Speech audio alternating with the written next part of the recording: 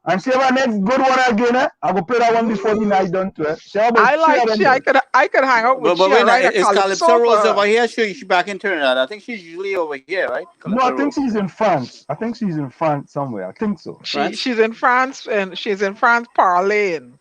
Yeah. I think she's in France. She's in France. But you know, tonight, We gotta try and get her. yes, tonight we have a jam pack program. Of course, we have all the state to the end, because I'm telling all you, Diana, Waveney, Benskin, McDonald have a editorial. It go mash up the place. I'm telling all you, you know the stick and stay going away. I want all you to stick, and they go no. Because it go mash up the thing tonight. And all you, I want to thank my partner, Opinion Box. Devon sees our new release, and the man added another G to GG. Right? So we go play that one tonight too. And we go get another song by Lady Gypsy as well. Lady Gypsy has some good song, but they don't play them in radio again. I think I gonna write a calypso for her. Boy, she's an excellent writer too. She writes one thing too. Yeah, and she have the voice that I want somebody to spit my lyrics. Yeah, man, she's a boss, man. She's a boss, but they don't play them songs on radio in Trinidad again. Them songs are unofficially banned. But wait now, before we go anyway, guess who was in the village early? Nadia. Who came in first? Nadia. Okay. Nadia. Hi, Nadia. Nadia was in first. What time did Nadia come in? What time I can't tell from there, but I see her first. Yeah, you could see. I think she was in at 4:28. I made that observation too. Yes, she was in at 4:28 p.m. But my girl Kesh was right behind her though, on her skirt tail. Yeah, them ladies just lick up the men in the chat, It's left, right, and center licks, One time, Fistic when he come first. And he goes, I come first. You know what I mean? And he get licked up by the females in the chat too. Hey, nuts! This cannot be no kitchen curtain. Your kitchen curtain on my head. This is a turban that was pre-made, okay? Watch yourself. You don't want me to go there and call you a name or nuts cake. All right? He start already? All right? He start already. When I call him mad bread, now you'll get vexed. That's a good one. Oh God. Mad bread. Oh God. Yes, so Nadia was inside first. Yeah. Nadia, pleasant welcome to you, Nadia. Hope you having a fantabulous weekend as well as a splendiferous weekend. And I know as you go on tomorrow, it's going to be marvelous, tremendiferous, and splentacular. Absolutely, Nadia. Ring the bell, beat the bell, drum. Ring it for Mother Cornox. Ronnie Roberts, you're inside. The bell still working? The bell? Yeah, the bell working, man. David Rambally, you're inside. Big time. I hear Trinidad had earthquake today again, boy. Another earthquake, boy. 5.2 on the Richter scale. I was actually on the phone with my cousin when she felt it. She said, hold on, earthquake. And see me here sitting down feeling for earthquake. You had enough snow. You had enough snow. You had to look outside and see the snow. No, I stopped. I said, earthquake and snow too. What's going on? It's a real snow today, no boy. Oh my God. Did you clean your snow, Wall Street? I admit no. Okay. I did a thing. I did a thing. I was lazy today. Some other people came under. I made sure I took a shot of Hennessy White before and after. Yeah. I have to say I was very delinquent today. I decided to relax, and some other people had to come and take care of that for me. Unfortunately. Fistic said Wall Street, Rasta Hines said that tear gas is less harmful, When he said that? Who said that, John? What? He said, I don't know. He said Rasta Hines. That's what he call him. said that tear gas is less harmful, you know. When you say that, Fistic? When Than did he what? say that? That's Than harmful what? than what? Well, I don't know. Maybe less harmful Maybe than less harmful the than sewer water. Than the than sewer anthrax water. and than anthrax and some what you call it, cyanide. Maybe. Or than the sewer water. I don't know. Oh, Maybe less harmful. I don't know. You know, Fistic. Fistic ain't easy, you know. Fistic, the man is the assistant commissioner of police.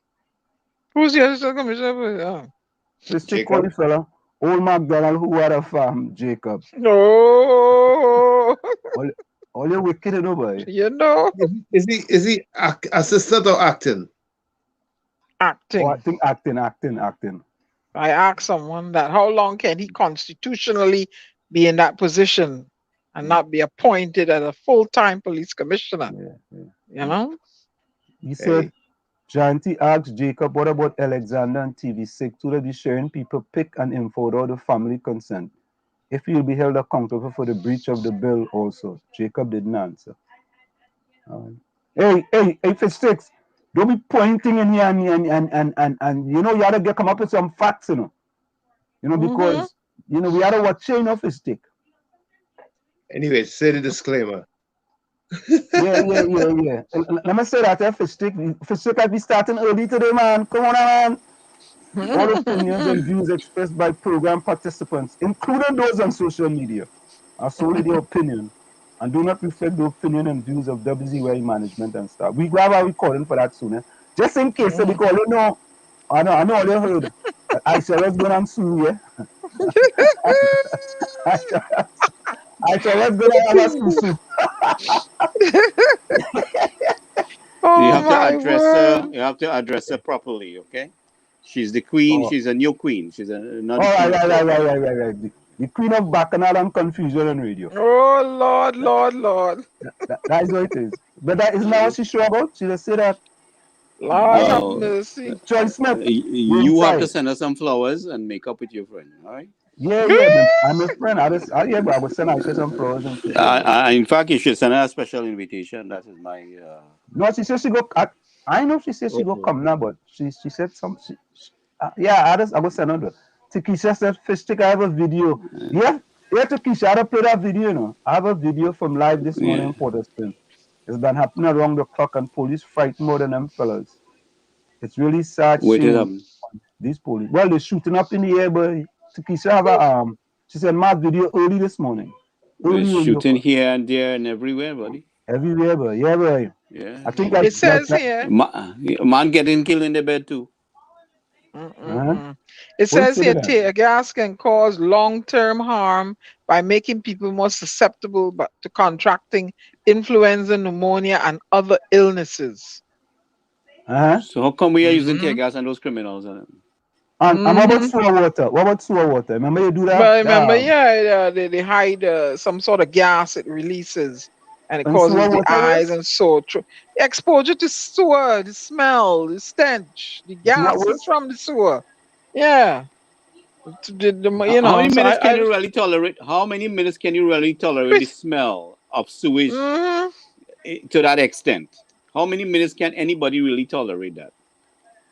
You know. Now check, backtrack and see the length of period these people have been tolerating that on top of the landfill where they live, right?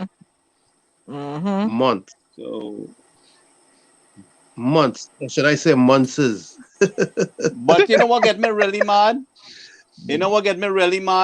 Is the audacity of the Minister of Public Utilities to come on public media and say he's staying away from the work so them fellas can do their job. What part of his brain? Maybe he's standing on the brain? You don't realize that? Before he find himself down there and say, I am going to go down there because of the nature of the situation and try to get the work expedited. I'm going to pull the resources. I'm going to reach out as Minister of Public Utilities and tell the Minister of Health we have a hazardous health situation here that we need all hands on deck. The situation is bigger than we think it is about, and it's more dangerous to the health of the people. I need all my government ministers on board with me. I need the Ministry of Social Development. I need the minister of local government.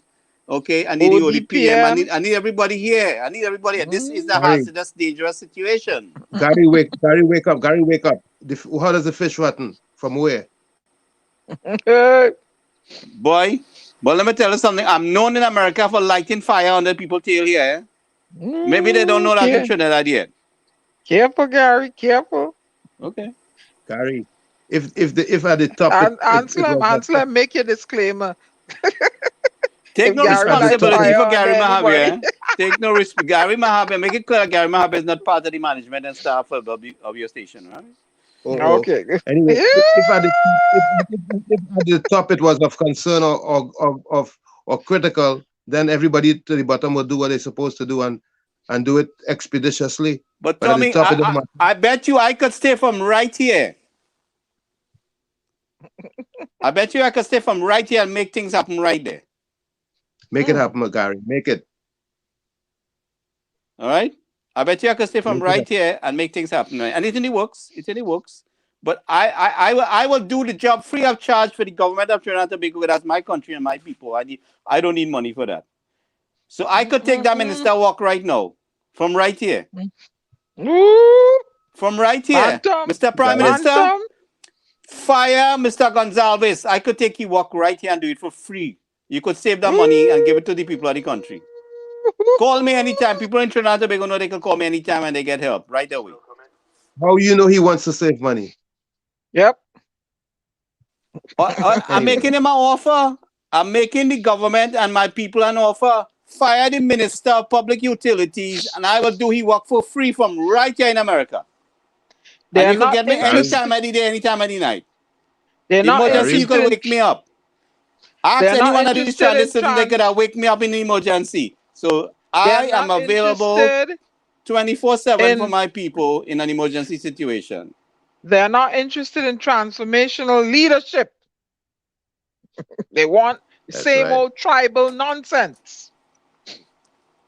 I am publicly making an offer to the government, the Prime Minister and the people of Trinidad and Tobago. I can do the minister work from right here. But yeah, I don't think you'll ever see that. That's all right, Rajvi. The bomb cyclone. Go ahead, Tommy. Let me hear you. Go ahead, Tommy. Don't hold back. Gary in a raging mood tonight, but Gary, what happened? You eat scorpion pepper with our food over. And I had a drink of punch do. You had a drink of punch. Oh God. Hand slap. You had the mute button there at hand. Anyways, Gary, mute yourself. I'm listening, Tommy. Roll with it. Let me hear you. No, I ain't rolling with it. All I'm telling you is that I appreciate your concern and your offer and all that good stuff that you're trying to put on the table. But I think that you're beating a horse that wouldn't run at all. And Sam, see if you guess is in the background. He's in the background waiting. He's right there. All right, bring him in. We go catch up. Just now. Let me do the let me get the names out of the chat first. Let me get that names out of the chat. Just wanted to be sure. Okay. Yeah. Lana, you're inside. Albert Montano, boy. Albert, how you doing in Canada, boy? What do you weather like? How much feet of snow you get? It's only feet them that's get up there. I'm gonna yeah. I get 2 feet by me here, 2 feet or more. Yeah, but when you're living up in Canada, there's only measured by feet. Canada get it in centimeters. They don't get it in feet and inches. Centimeters? Or them just get metric them just get up there.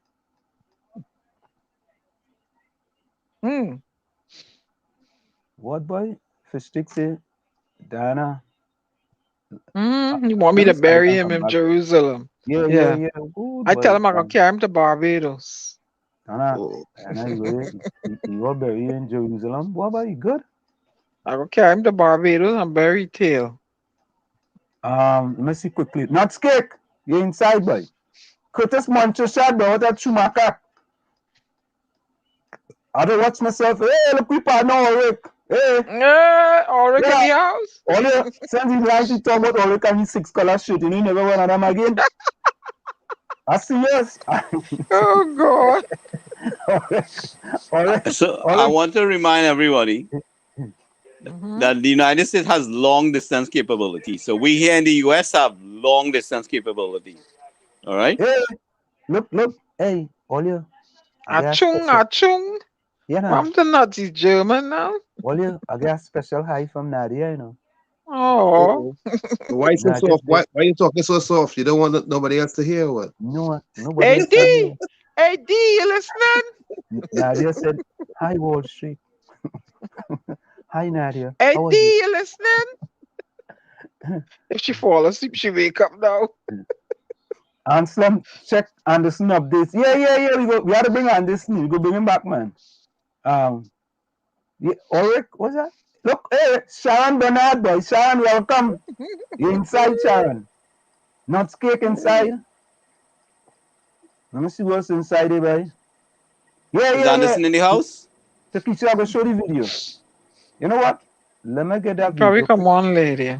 Yeah, before we go get that video. Rajvi, you inside, boy. Richard Ramup. Nah, he ain't coming yet. He ain't coming yet. I thought I was see. Oh, you mean my fake boy? Yeah, your fella who like fig. And where is our famous journalist? Marcel Brave boy? She probably gonna join in later. Marcel must be brave in the weather in Trinidad. I don't know.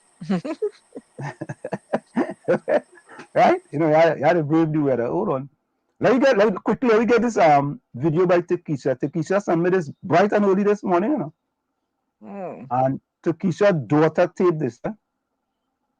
And you know, Takisha, I hear it closing on Roselle School and people going to Rosary now. Confirm that in the chat. This is the video Takisha sent me. Look here.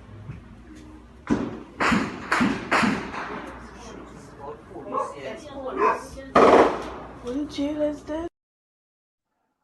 Yeah. That's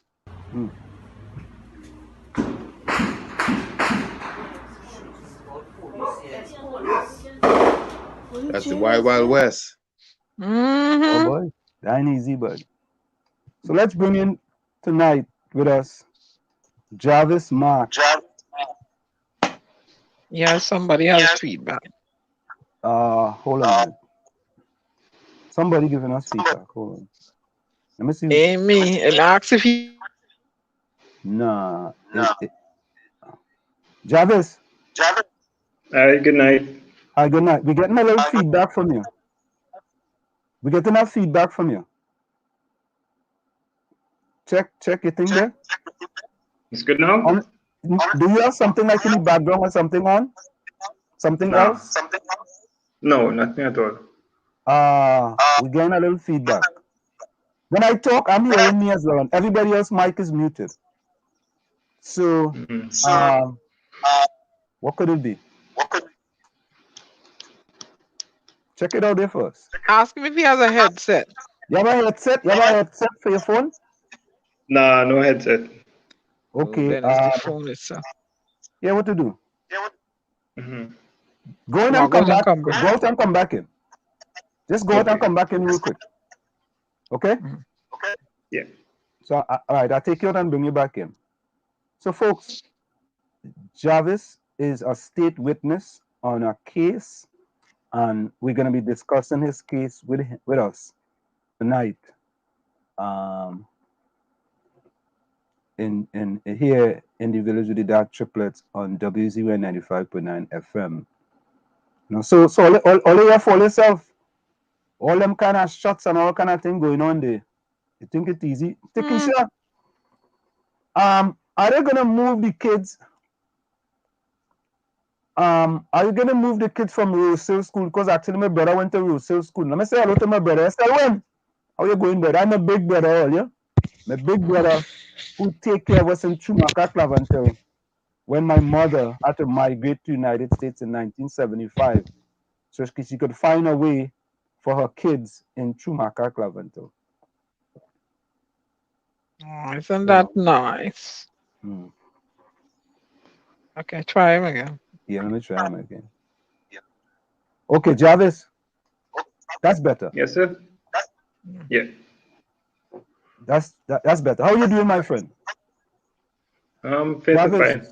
so you are in Ah, the yeah. village with the DAG Triplets on WZYE 95.9 FM. Of course, D is Diana. Diana is considered to be the Storm. I am Anselm. I'm considered to be Flash or Wall Street. G is Gary. Gary is considered to be the Storm. And we have another gentleman Phantom, named the Tommy. Phantom. The Phantom. My bad, my bad. Thanks, Tommy. Yeah. Sometimes I just think sometimes I think Gary and both of them is Storm. I sort of and then we have Tommy. Hey, I better looking than he. I better looking than he any day. Watch yourself. Oh, all right. I ain't gonna dispute that. You know what I mean? Ain't then you say that you're full 100. And of course, we have the last person who is Tommy. Tommy's a commissioner here in Newark. So, Okay. Jarvis, how are you doing so far, my friend? How are you doing? How are you doing this 2022? Just how Well, you personally, not good, not too good, because the constant harassment. Yeah. So, Jarvis, what I want you to do, right?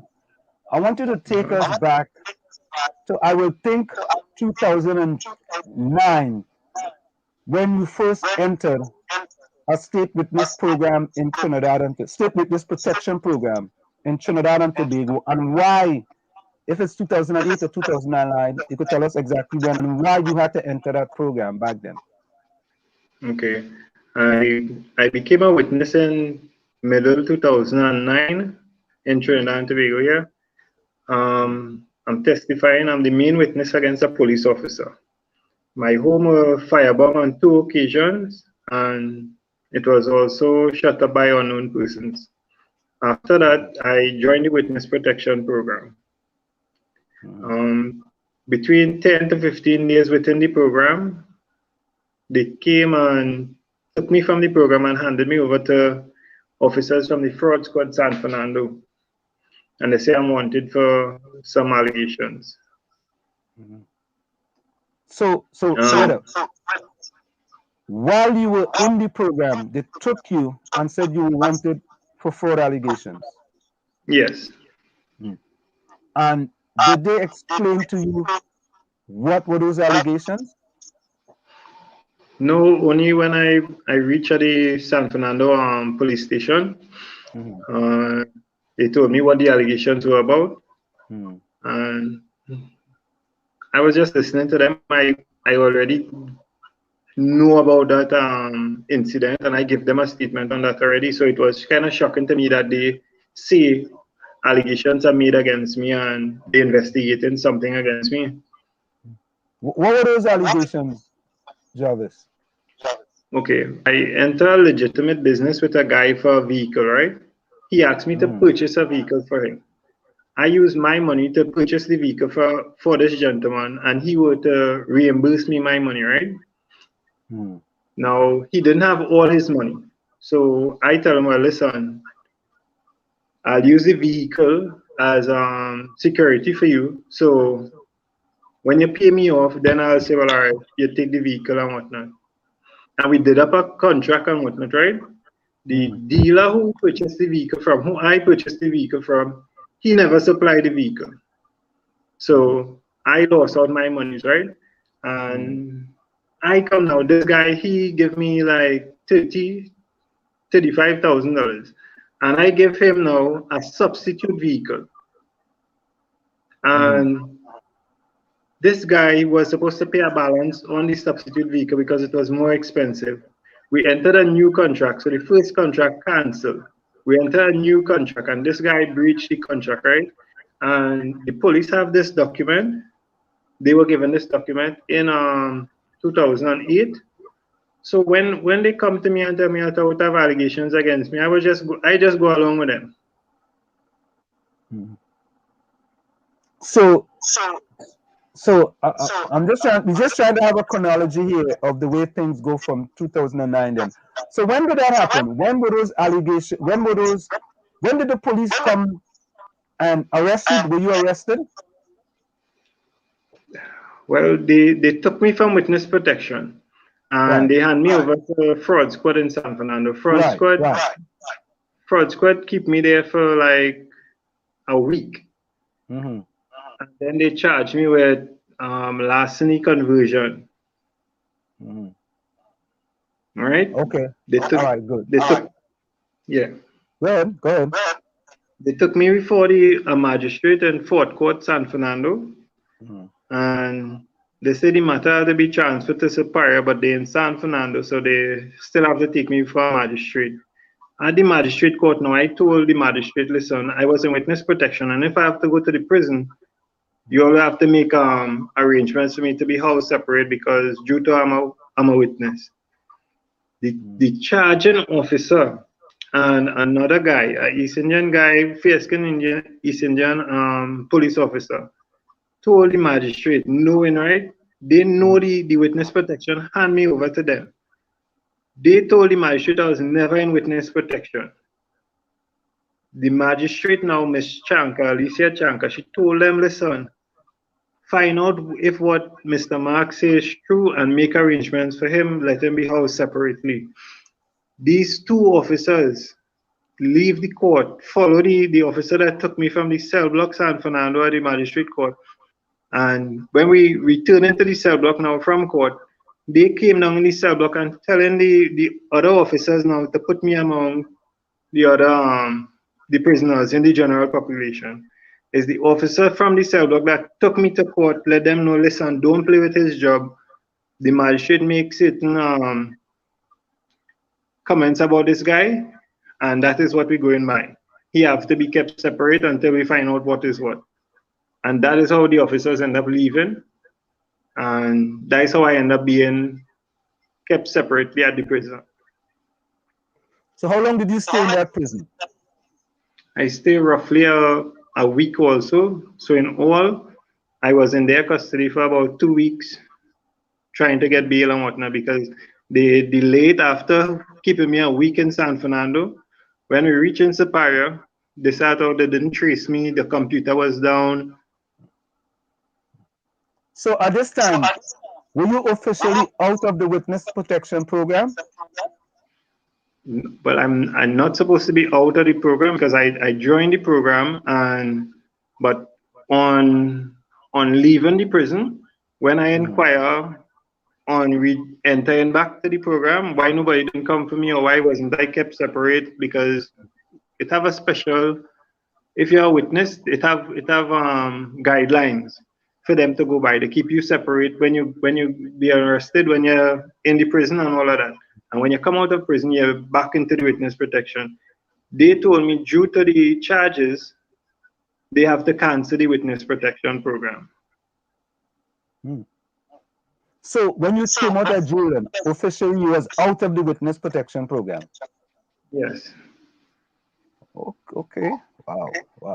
Now that you were out of the witness protection program, what happened after that? Well, from that day till 2016. What year was that? When you came out? That was in 2010. 2010. Okay. Yeah. And so go ahead. And when I came out from prison and whatnot, and they refused to allow me back into the program, I just stayed on my own.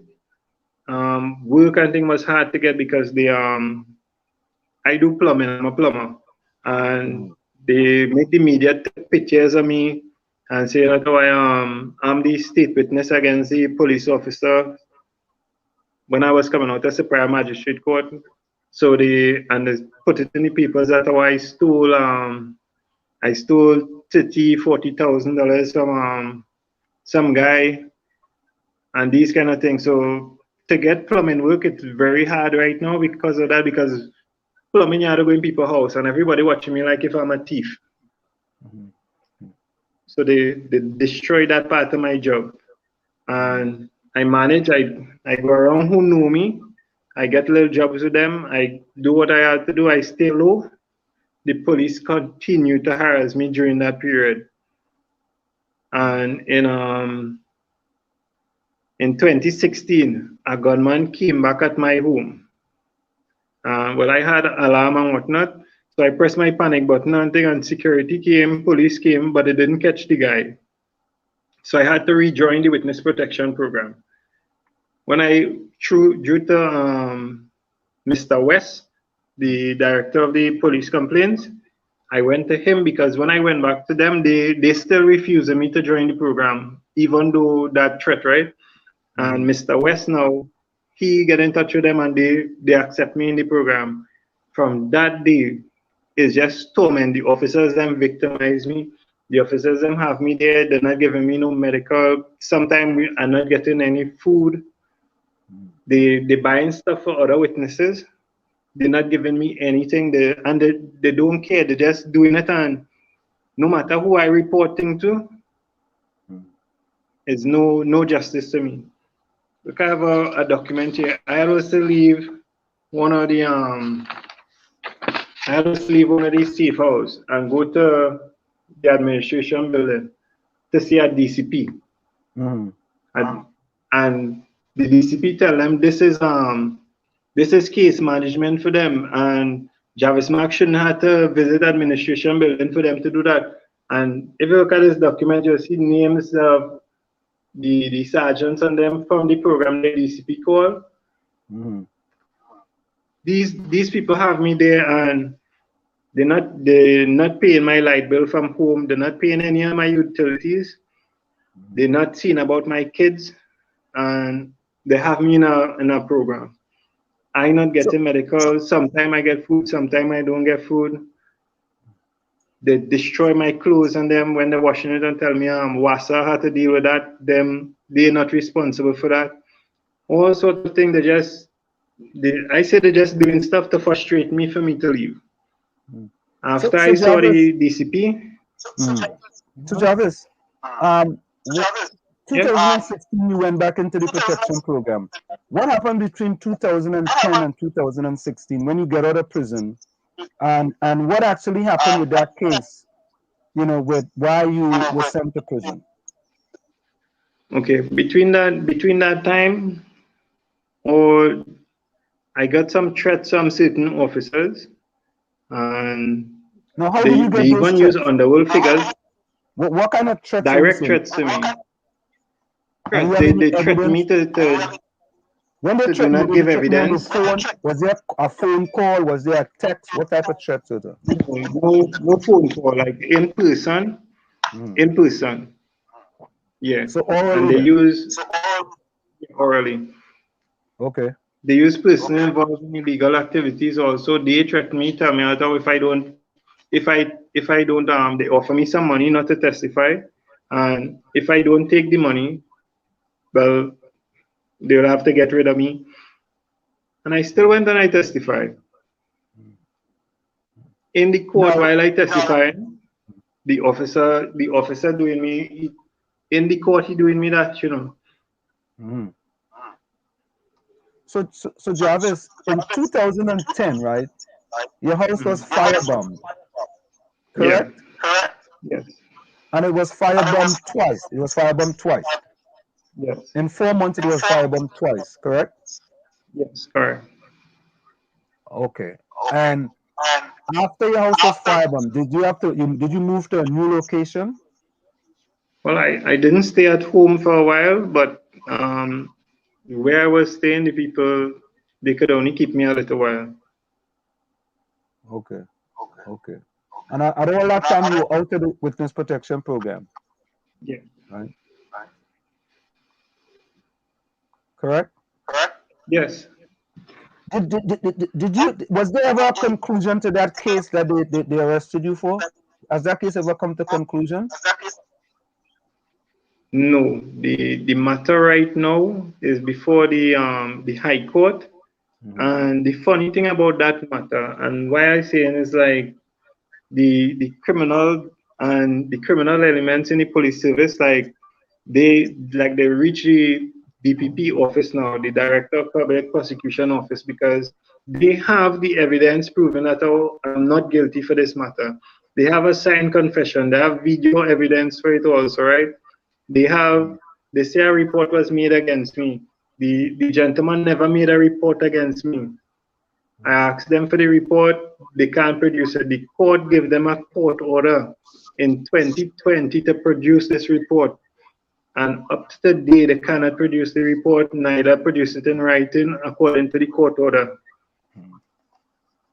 Okay. They offered me now. Yeah, go ahead. Yeah, this is Miss Let Benson. me read this. Let me just read this. All opinion and views expressed by program participants are solely their opinions and do not reflect the opinions and views of WZYE 95.9 FM management and staff. Go ahead, Diana. Okay. All these.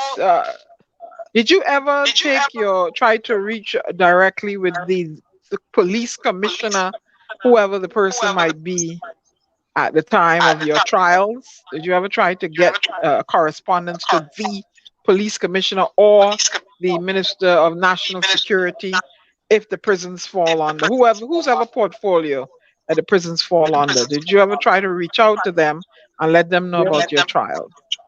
Yes, I reach out to the Prime Minister, I write to the President, I write to the Service Commission, I write to the Ombudsman.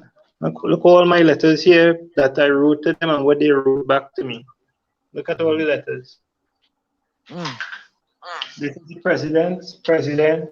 This is 2011, 2012, 2012. This is the Attorney General Office also.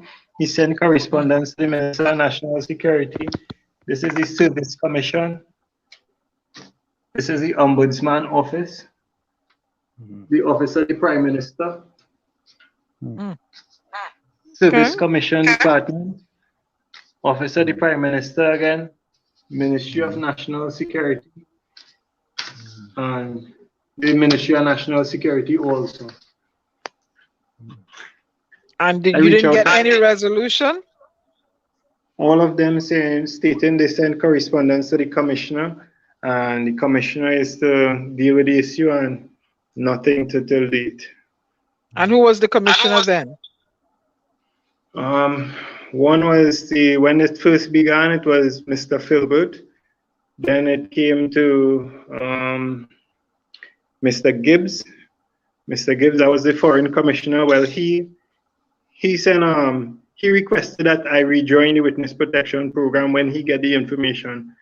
But at the time, I was too fearful to join the witness protection program with them again because I didn't know what they would have done. And when a gunman came back at me in 2016 and I joined the witness protection, they did the exact same thing. They just tormented me inside the witness protection. A senior officer, imagine the senior officer, the liaison officer of the witness protection program. He threatened to kill me. He threatened to kill me in front of another officer, in front of the hotel staff. I made reports to police complaints. I sent a message to the commissioner of police. I went to the police station to make a formal report. They said witness protection, they can't take the report there. I have to go to the commissioner office. And nothing came out of it. We wonder why.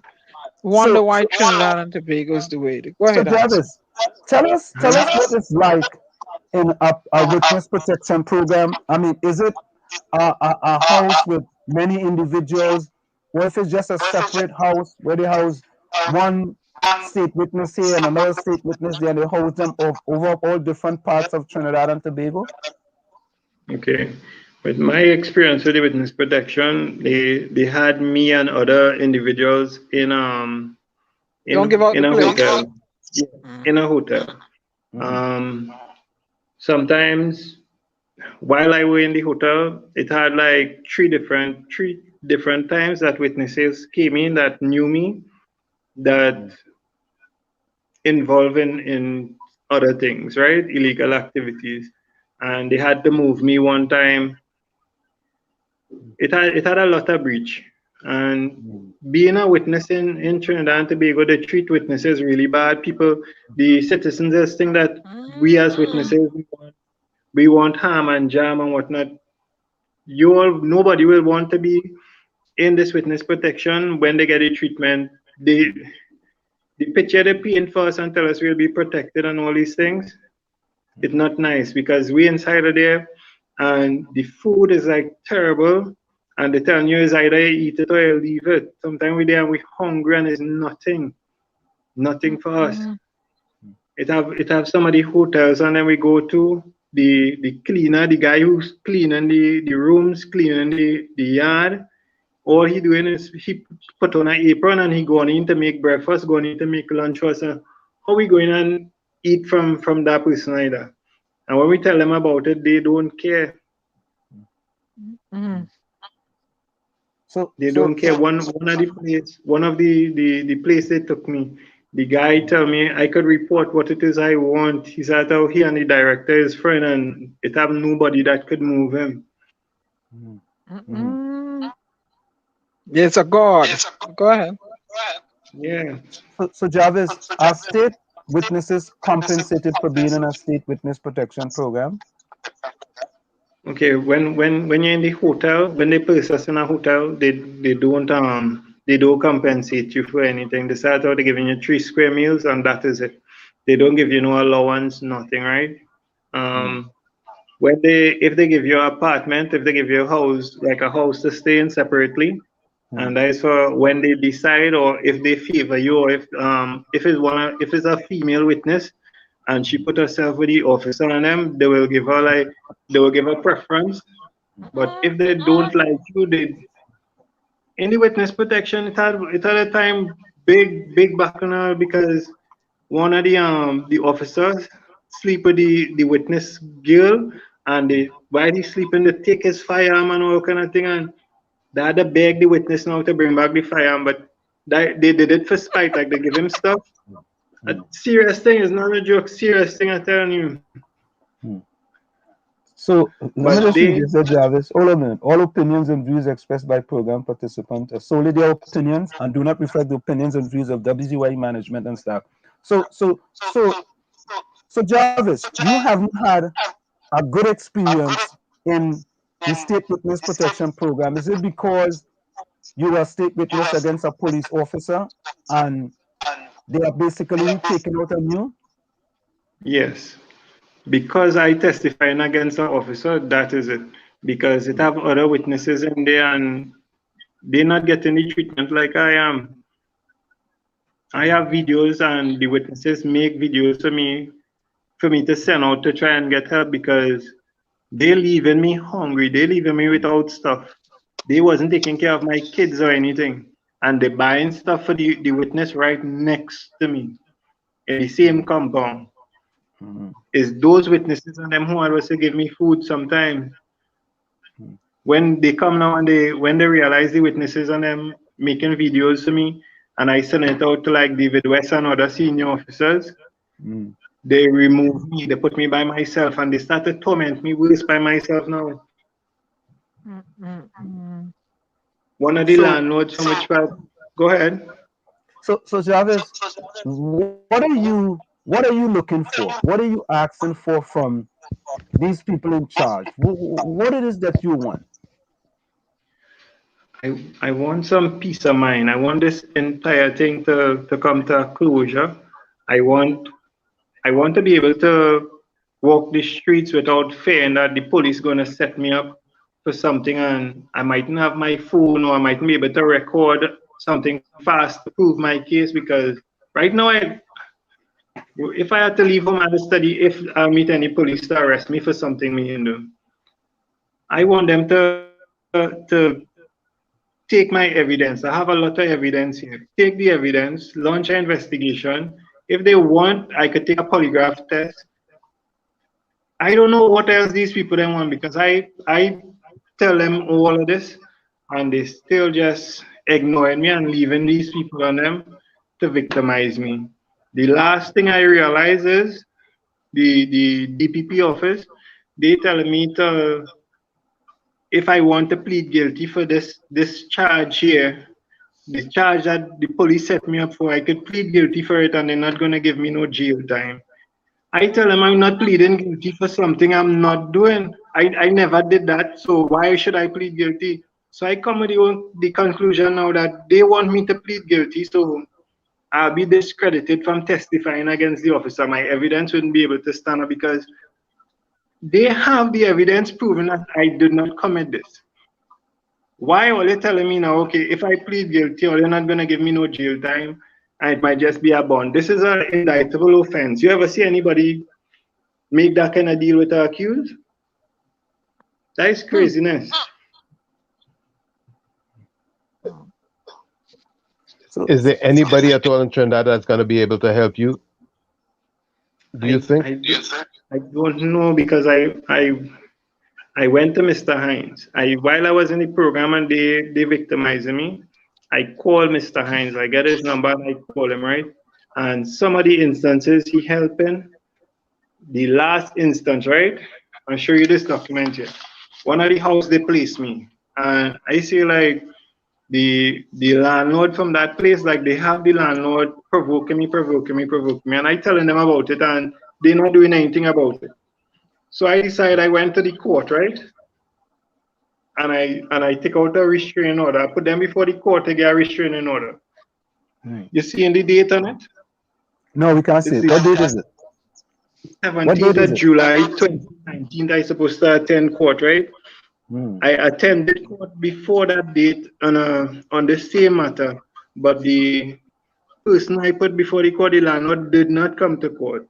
There wasn't served the summons, and the magistrate in the second court for the Spain, when I explained everything to her, she told an inspector in the court to inform witness protection to remove me from that location because this is a serious matter. Witness protection, they know I had to go back to court on the 17th of July 2019. On the 15th of July, you know the apartment I was in burned? My goodness. You know, nobody from the witness protection came to the apartment to see if anything is okay with me. And what about Faris Alwari? He not culpable in this? He can't help you? I messaging Mr. Alwari. I call him. I call Stuart Young. Stuart Young blocked me on WhatsApp. I call Gary Griffith. Gary Griffith blocked me on WhatsApp. Mr. Hines is the only one that didn't block me. When I was on the streets because I didn't have any way to sleep, the apartment burned. I called Mr. Hines the night and it recorded my phone, and I have all these recordings. And Mr. Hines told me he will call me back. When it coming about 11, 12 o'clock, I call him and getting I was no call. I call him back. He said, oh, he will call me in his own time. And after that, nobody never called me. Mr. West, DCP named Baldale. I went to police administration building. They have me sitting down there for 2 days. 2 days at police administration, and then they told me nothing more they could do for me and to leave the building. So Jarvis, just stay right there, okay? We have to go for a quick station identification. It's your mic, you know. Okay. No, it's not. It's in the village with the DAG Triplets on WZYE 95.9 FM. We come to you every Tuesday, Thursday, and Saturday from 6 to 9 p.m. That's 6 to 9 p.m. Let's go for a quick station identification. I'll be right back after this message. You're listening to WZYE 95.9 FM. You are listening to WZYE LP 95.9 FM, the most influential name in Caribbean radio in the tri-state area. Broadcasting from East Orange, New Jersey, the most influential name in Caribbean radio, WZYE 95.9 FM. We are back with you. It's in the village with the DAG Triplets on WZYE 95.9 FM. You see, there's no echo. We have with us in the village tonight a gentleman out of Trinidad, Jarvis Mark. You know, and we're discussing with him. He was in a state witness protection program, and there were some difficulties, and you know, we're just trying to get absolutely what happened with him with regard to this witness protection program. So you were saying that Mr. Hines— 1 minute, Ansler, 1 minute. Mr. Mark, yeah. In 2014, were you going through any trials as far as is in the witness protection program? Were you corresponding with anyone in 2014? No, I wasn't. I wasn't in the program. I was on my own in that time. You were on your own in that time. Okay, go ahead. Yeah. So when is the last time you had correspondence with anyone anyone, national security, COP, police officer, when is the last time you had any communication with them? On the 27th or the 28th of last month. Jam, he didn't do the top of the hour. Yeah, he did. He just did. Yeah, we did, Gary. Yeah, cool. All right, go ahead. On the 27th or the 28th of last month, I sent some information to Mr. Hines, but I did not call him. I just sent the video for him through WhatsApp because some police officers came to my home and threatening to arrest me for something. I really don't know what is wrong with them. I put it up on my Facebook page also, and that was the last contact with them. Nobody don't contact me. The work is hard to get, and I don't know how they. It just difficult because I have my kids to see about. Work is hard to get. They don't slander my name and say I'm a thief already and plumbing work. Nobody really want to hire me for me to come in the house until my name is cleared. And then the police harassment. The police, they constantly arresting me. I really don't know what to do. I keep sending messages to them. Look, the commissioner of police. I just made a comment on the last commissioner of police. I made a comment on a profile in Facebook where a judgment was against him in a court matter. I just made a comment on it.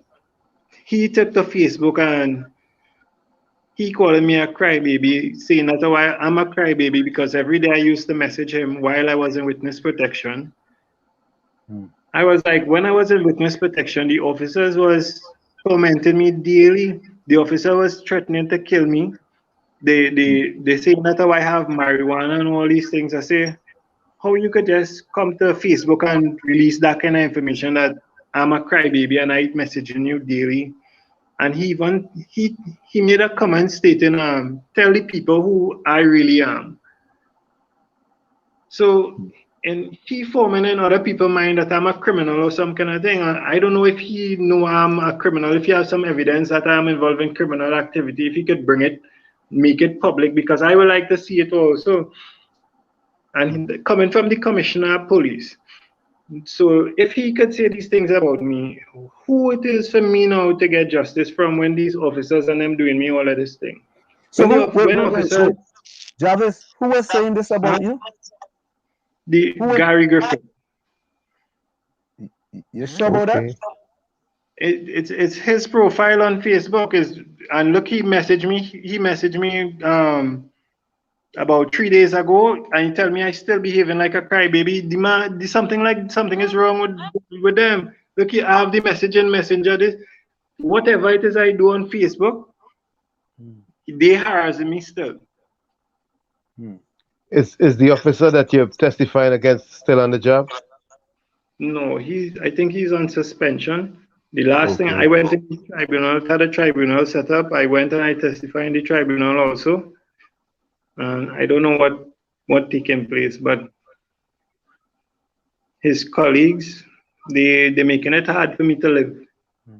When was that tribunal? When was that tribunal? That was not too long after the magistrate thing, so it might be around 2010, 2011. Okay. Who's your legal counsel? You have that? No, well, I state witness, so it will be a state attorney, whichever state attorney they sent. Right. Right. So don't you have like a relationship with that particular attorney that you can talk to? I wrote to the DPP office and the Miss Paul. She sent me a correspondence here. She said that she sent information to the commissioner office. Everybody I write, they say they send the correspondence to the commissioner office for the commissioner office to take the relevant steps in protecting me and making sure everything is okay. And when it reached there, that is it. Nothing is being done. Let me just say this, right? All I opinions think it's time he hold talked on, on Gary, an hold on, attorney Gary, hold on. outside that room. Gary, Gary, hold on. hold on. All opinions and views expressed by the program participants are solely their opinion and do not reflect the opinion and views of WZYE management and staff. Go ahead, Gary. Gary, go ahead. Gary said he thinks that Yeah, I'm he should speak. suggesting that he talks to an attorney outside of the government's prosecution office, DPV. You know, I think he needs an attorney to represent him. It's enough is enough. But wait, Jarvis, you're not in the Yes. protection program anymore. No, I'm not. Okay, all right. Okay. While And in you're the protection program, do they being give you? her. Go ahead. While in the protection program, do they give you counsel that you can deal with or liaise with? No, they don't. They don't give me anything. They don't. They treat me totally different from everyone else. It have things that they doing for other witnesses and in terms of the family and the kids and whatnot. I couldn't even get to see my kids, and other witnesses getting to see the kids, they taking them, and it's like a total just traumatizing. It's just terrible. Your area representative, can you liaise with them to see if they can effect some better treatment for you? I never went to the MP for this area, but I spoke with it have a councillor, Mr. Jason Ali. I spoke to him. He knew my situation. When I just came out of the witness protection, I had no work. I had no means of getting food and whatnot. He brought hampers twice on 2 or 3 occasions. I was really grateful for it. But to say they do something towards the safety and where his authority is concerned, no, nobody never took that step. So in essence, under the leadership of Dr. Keith Christopher Rowley, and who is the Minister of National Security, I only correct me, right? MP Hines, you have a citizen here being bullied by the police. And this is fine. And that's why Trinidad can't get fixed. And this is fine, MP Hines. Another one in your hat. Another one in your hat. You have a citizen here being bullied.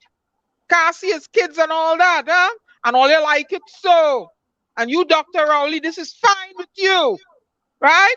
Go ahead.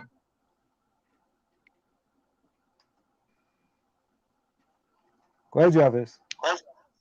Yeah, the situation just overbearing, and the thing is, you see the constant arrest, that having a mental strain on me, because just I claustrophobic, and you see that them, and they like to throw you in the back seat of the trunk and all them kind of thing of them police vehicle, and then them prison, the places that be very, very nasty, they put me in and they don't care. And I cannot eat anything from these people because I don't know if they're going to poison me. So it has been hard for me. Although I will get evidence and prove my case, it is very hard still. So so basically they're hoping that you will break. They're hoping he breaks. Yeah. They're bullying him. They're bullying him. Jarvis, you know there are countries that will take you on extra, like, what you call it, amnesty, because your life is in danger. Have you ever thought about migrating and just leave them, and then later on send for your kids? Keep in touch with your kids. Sometimes you just have to walk away from a battle, you know. Just walk away and pull yourself up and show them. You know, because to live like this, I'm feeling for you, because I have done break and hurt somebody already. My patience is very thin. Thin. You want to bully me, it would be war on one-on-one war. But you know, you don't want to go down that road. I just saying what Diana Bensky will do, eh? But this is unfair. Diana, this is unfair. Diana, remember, he's a state witness, and to walk away sometimes may not be the right thing, and I feel he wants to do the right thing. And sometimes you have to walk the man for has your to save his sanity and your life, health. Tommy. And I recommend strongly that he gets an attorney, present all the evidence he have, and let him contact the government in reference to that. Let him contact the DPP, let him contact the Commissioner of Police, let him contact the courts on it. Say you have a sufficient amount of evidence that you have attempted, to do certain things, and you have all the paperwork in front of you. So It's clear to me somebody, that he doesn't have means to hire an attorney, and so well, that listen puts to him at me. a disadvantage. Yep.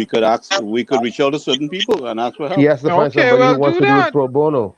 Well, like He I said, doesn't. this is what I'm suggesting. I want his agreement, and then I'll take the step. I can't take the step. We will talk off the air about this, but I'm Well, recommending this. I'll share I'll share your information, Jarvis, with Gary the Phantom, and y'all Yeah. can So talk some more. so Because this is unfair, man. he needs Bullying, representation. man. He needs Yeah, representation. yeah, The system yeah. is It corrupted. stops You can't now. trust the Y'all need to. system. They need to leave Jarvis alone and give him the food. Let him live in peace and give him the Diana, right food. Diana, they're not I'm going to do that. tired. I'm Diana, they're tired not of going to do them. that. They're not gonna Okay? do it. Yeah, We but have to stop them in their tracks. they We went and have fix to the stop beat them in 'em. their They tracks. fixed it, the beat 'em Huh? quick though. Listen to me. They're We have working to hard stop in the them beat in the 'em right tracks. now. Let All him you need give to his leave continuous Jarvis testimony, alone. and we will deal with the situation. Tired I of will them do and my the best. All right. nonsense down there, boy. So Jarvis, do you feel safe where you are? No, but I don't have a choice. Hmm. So I don't have a Jarvis, choice. some people may ask, maybe Jarvis is not telling us everything. There's a few things Jarvis may not be telling us. Is there any Mhm. other thing you think that might be, some way hiding some way, and you may want to say that? That's why they are trying to treat you like this. Not really with respect to you as a state witness, but maybe other things going on that you don't want to say. It have it have it have something on the matter with that you can't speak about it. So if I go to divulge it might put me in contempt. Okay, all right, okay. You understand? Yeah, Yeah, Yeah. I think he have said enough. Mhm. He Yep. handled himself pretty good. So Diana, what we'll do is we will look to see which lawyer would willing to assist him, present the information, and we will make the contact and see what can take place there. So Jarvis, before you go, Yes, right? sir. If you had to speak to the Minister of National Security, what would you say to the Minister of National Security? Mr. Hines, I need some assistance. You is somebody that I forward voice recorded. I forward lots of evidence to you, so you know I'm not lying. On the 27th of last month, I also forward some more evidence to you. I have you on recorded. Me and you spoke. You know I'm not lying. You know what these officers doing to me, and you know I have my evidence. I could take a polygraph test for everything. All I asking for is some assistance because I did nothing wrong to deserve what it is taking place. Need Or they could justice. just send somebody, appoint somebody, but they cannot send the same police officers on them that, remember, is the same police on them. So it's kind of hard for them now to send a police officer to investigate something, and next minute he and the officer are testifying against his friend. What report you will get? And you'll get a negative report. Take the No objection. information I have. Mhm. I don't know what to tell them again. No So Jarvis, objectivity. we want to say thank you very kindly, Jarvis. And what we will do, Gary knows quite a few people. They're going to reach out to a few people, and they're going to get back to you. Diana is going to share your information, and we're going to see what can be done. And we hope that in the end, everything work out for you and your family. By the way, how many kids do Yeah. you have? Yeah, How be many kids do grateful you for have, that. Jarvis? I have 4. Okay, all right, good. All right, man. Before you go, any closing words?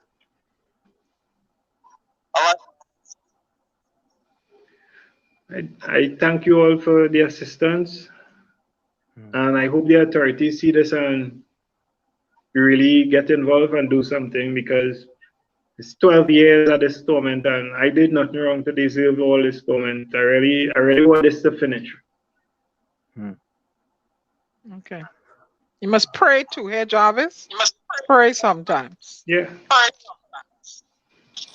Okay, All right, brother, we'll Jarvis, do the man. best for you. All right? And see what Okay. happens. Thanks again. Me and Diana will be in touch. All right, take Okay, care. thank you. All right, take care. Bye-bye. Wow, this is heart wrenching. But I'm So gonna next time I meet with the one minute. commission. 1 minute, guys. 1 minute.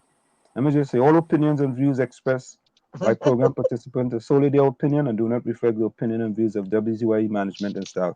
You know, it's funny, boy. What I mean is funny. You know, that's just a kind of slang we just Yeah. say, boy. You know, boy. Sometimes people just be going through all kind of difficulties, and you don't know what them difficulties that person going through. You know, Nope. because think about this, boy. If every single day you wake up, you have to be looking behind your back, boy. That's hard, you know. You know what's bad is that we know about him, but how many others are in that predicament that are not coming forward, are afraid to come forward, and are fearful for their life that if they do open their mouth that they might be endangering themselves more. You know, this matter touches me so deeply that next time the commission meet, I'm going to discuss this with them to find out what we can do as a commission, a Caribbean commission up here on things like these, and if this is happening in any other Caribbean island. I mean, It probably is. Yeah, it probably is. Probably The is. same culture all over. And you know, I have yeah, a partner here, and I'm my partner, and this is my partner, and you can't touch me because I partner all over the place. You understand? Same I'm gonna colonial discuss stupidness. I'm gonna discuss it with the commission and find out if there's Oh, anything we God. can do about this. Why is he? You know, it hurt me to hear that they not giving him food, they pelting him in the back of the car, the truck. You know, I The always say trunk, to my the in the trunk. trunk.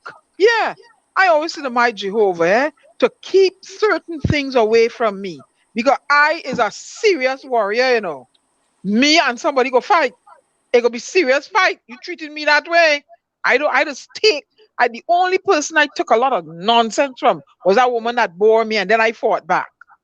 And You I see, don't but take things for long, when you you fight, know. Diana, when you fight in law enforcement, it is not, it's a different type of Yeah, that's a different fighting Somebody, kettle because of you got to fish, boy. let me remember tell you, that they somebody go get licked somewhere. I That's telling a you, different kettle of fish, boy. That's somebody go different. get licked Di- somewhere. That's Diana, me. Diana, listen to what Ellis says. law enforcement is that. Listen, Law Ellis. enforcement is that. Ellis, you come back with a bang, boy. Yeah, alone to themselves so very often. Ellis, I'm glad your wife finally gave back your computer. I'm Oh boy, happy. Ellis is here. Yeah, he Ellis. come back with a bang. He come back. I don't know, but like your wife take away that computer and he went and he was in hibernation for a little bit. You know what I mean? And he come back. Yeah. Ellis says, and this is Corruption. Ellis, this is truth to power, corruption, totally destroy the fabric of Trinidad and Tobago. Well, I won't say nothing is working, but Ellis says absolutely nothing is working in this place. But we say God It is a don't walk Trinity. right.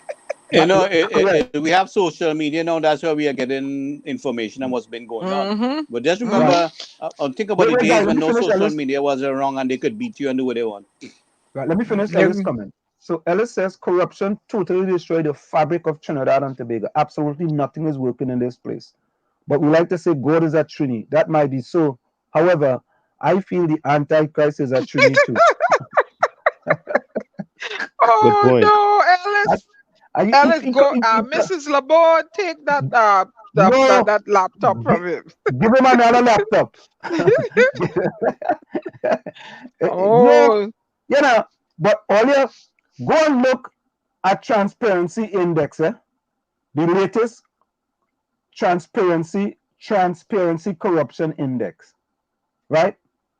Look at it, and Trinidad and Tobago, I think we were ranked 81 last time, yeah. and now we are 82. So when you are going up in the Transparency Corruption Index, it's not a good thing. When No. you are going down, it's a good thing. And you know what? I'm going to put those things up on the screen to remind me because I have them on my phone. Transparency Index. Yeah, Transparency Corruption Index. And folks, listen to this. It doesn't matter which party is in power. Nope. True. When they are So speaking true. about corruption, it is the fabric of the country. The fabric of the Societal. country. And corruption destroys many countries. Listen, one of the most corrupted countries is South Sudan. Right? And corruption is it's like, you know, you have to pay for everything. And it's unfortunate that many times in Trinidad and Tobago, in order to get something done, you have to grease somebody's palm. Right? And we are getting worse and worse and worse. And I tell people something, yeah? And they always say, all Wall Street like to do is to repeat the same thing over and over. but that fella, what's his name? He also sung a song, right? He fell up for the same thing over and over. Think about this, right? Benjai. Think about this, right? I lived in a community of Newark. Tommy, you know this, and I said this before. At one time in Newark, I lived in Vailsburg, Newark. And when somebody asks where you live, you didn't tell them you live in Newark. You tell them you live in Vailsburg. And the reason why you tell them you live in Vailsburg is they didn't want to identify with Newark, right? But a person who knows New Jersey will say to you, oh, you mean Newark? I say, yeah, Newark. But that is how it used to be. But Newark now is a place, it's like people flying to come live in Newark. Bed-Stuy is the next one. Bed-Stuy, Brooklyn. When I went to Boys and Girls High School in the heart of Bed-Stuy in Brooklyn on Fulton Street, you know what they used to call it? Do or die Bed-Stuy. That's right. When I went to Seton Hall, you know they asked me? They said, boy, Aunt Slim, all they used to go to school with guns. Because anything we were... My uncle said the section for his area was Beirut, Brooklyn. but remember Billy Joel? You may be wrong. I may be crazy. He said I was going through the combat zone. I walked through Bedford-Stuy alone. I rode my motorcycle in the rain. Yeah. And but look how them communities have turned around, eh? So I went to Boys and Girls High School, right, from September 77 to May 78. Right? Look how much years ago that was, eh? Right? And Bed-Stuy today is booming. All kind of people moving into Bed-Stuy. You can't afford a brownstone there. A brownstone is over $1 million. Right? Things change. And that was done with the mayor of New York as well. And the borough president, right? And the politicians in Brooklyn. Correct? Now let's go to Chumacat Lavantil now, or Lavantil. Right? You know what the improvement in Lavantil is? Sandpipe. Yeah. A standpipe pool. And a swimming pool. And as Patrice Roberts say, what she say? Drink your water and mind your business. Drink water and mind your business.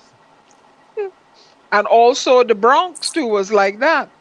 You know? No, you can't. There's certain part of the Bronx, you cannot go and find no place to buy, rent, live. And I remember when I first came in the 80s, went down through the South Bronx driving. I had a cousin used to carry me around. They would have buildings selling for $1. Those shelled out building. Now you go down there, you want to know if it's the same place. You want to know if it's the same place. Diana, I used to go to them auction that they used to have with them house and them. And listen to this, Diana, you couldn't even go in the house. Some of the house you couldn't go in. Nope, you couldn't go in the house. You couldn't go in. And they were selling them house of them. Yeah, for $1. But you had to get it repaired within a certain time. They gave you all of that. But Diana, you want to some house auction now, eh? And me and our partner bid on some house the other day. And Diana told me and Guy, if you see the condition of them house, you just have to level that and start over again. Some of them went for 150,000. But in years to come, Lord knows what the price is. But let me go back. But look at Laventille, there has been absolutely well, let me not say no improvement. I can't say that. There has been under the government has been majority in power. The development in Laventille has been sorely lacking. Sorely. And those only go along, get along, and could get us unhappy. They could get us mad as they want. When I go back to Chumaka, I don't want to cry. I have to cry. Right? I just cry. I can't go in through my car. I don't know nobody there. and I'm frightened to go by myself. But you know something? You talking about there's no improvement in Laventille, right? And I see some road paving by my friend doing some walk down there. He putting on some heavy work. Chris, good night. Anyway. But this is sad what this fella going through though. It shouldn't be. And on the Minister Hines again, another plus for you, sir. Another plus for you. No, but he has a chance to redeem himself because remember he's spent the least time since this fella has had his dilemma. So Hines has an opportunity to shine. Hopefully he will. What about Faris Alwari, the Attorney General? Ain't he the supreme law of the land? Why you have a citizen suffering like that? Huh? Come on, you're ridiculous, man. So let's just say some quick. Our next guest is already background sitting there. The MP Dinesh Rambally. He's sitting there patiently waiting for us and say, "Oh, listen, man, you ready to rumble?" See, last thing started R, so you ready to rumble? Open the gate. Oh no. Let me just say welcome to a few people here. Ray Stelt, you're inside. Rajvi, you're inside. Who else? Let me see who else here. Hey, Ray Stelt, you come back, but where your partner? RMC. Fish where your partner? I see my fig boy in the village here. Anybody see the man that planting the fig trees for me here? He come in. Eugene, look my partner. Look my PNM partner. Oh no. Eugene Julian, my partner from Maryland. Eugene Julian. Why you telling the people where you live? No. The fella don't no money for a lawyer, Eugene. Maryland's a big place. It could be any part. Oh, Ellis say he's selling bird peppers now. Oh Lord. Well, I stick in with Richard. Richard selling fig. Richard selling fig. Yeah, Nizam Mohammed, welcome, boy. You're inside. What tax? I stick in with Richard Ramroop. He's selling me fig. Them peppers gonna burn me. I don't want to get burned. Who selling pepper? Alice? I don't want no pepper. Yeah. Bonnie Roberts say maybe Pastor Google or Aisha can from the go along, get along gang to come and assist you. Oh God. Hey, all ain't easy, you know. All right. So I'm just remembering Dinesh is also an attorney, you know, and one of those. Yeah, Dinesh right in the background meeting. Let me just get rid of these guys here because I don't know how quick this chat is go. Bonnie Roberts want to know if I could get PNM contacts to assist Jarvis. You will get me vexed, yes? I don't know what you're talking about now, Vonnie. You just want me to get upset. The me getting upset tonight, eh? Not I. Eugene Julian say you like a follow-up. Yeah, we go follow up. And we gotta get a report on the woman with the 10-year-old young lady. Kakisha working with her.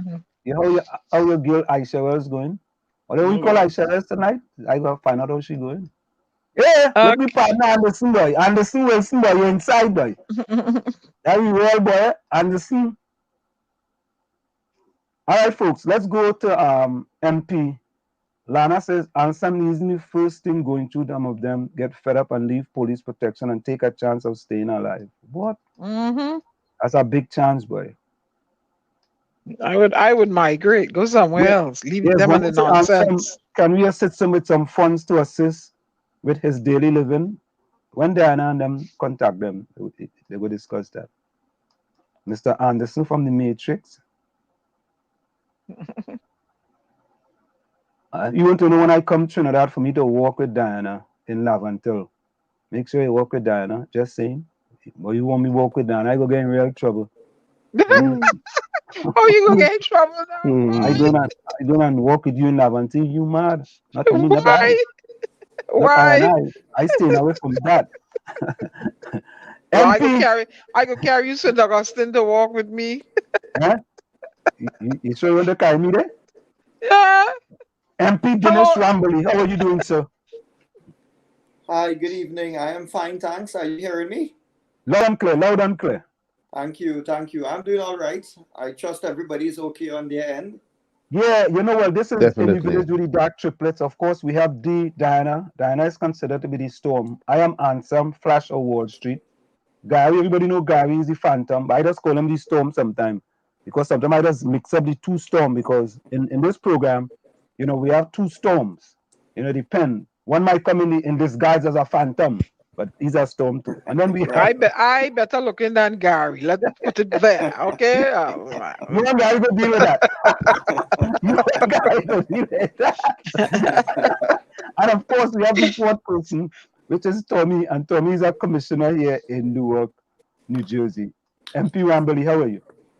I am fine, thank you. And good night to all of you, and good night to your viewers, your listeners.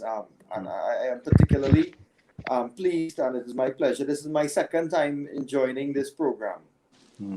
Thanks a lot for joining us. And so how is the new year going so far? Just like to ask people how the new year going so far, because you know it's 2022 now. How is the new year going so far? Well, I think 2022 has really started off with not so happy news on a personal level. I mean, we all start off, a new year with some resolutions, which it sounds novel. There is enthusiasm to comply with your new resolutions. And you undertake things, how you move ahead forward in the new year. But I mean, on that level, I think I am doing pretty okay.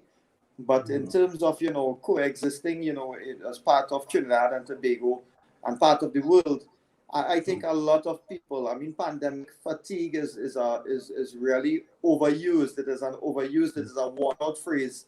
We all would have hoped that by now, this pandemic would have been something which we would have, behind us. So from that perspective, I think coexisting with the pandemic, the population is very much fatigued. People have become very tired. I think, children want to get back to, especially the ones who are not so young. I'm talking like, 4 years, 5 years and above. They know what it was like to be going to school and have their friends out there, meeting their friends in school.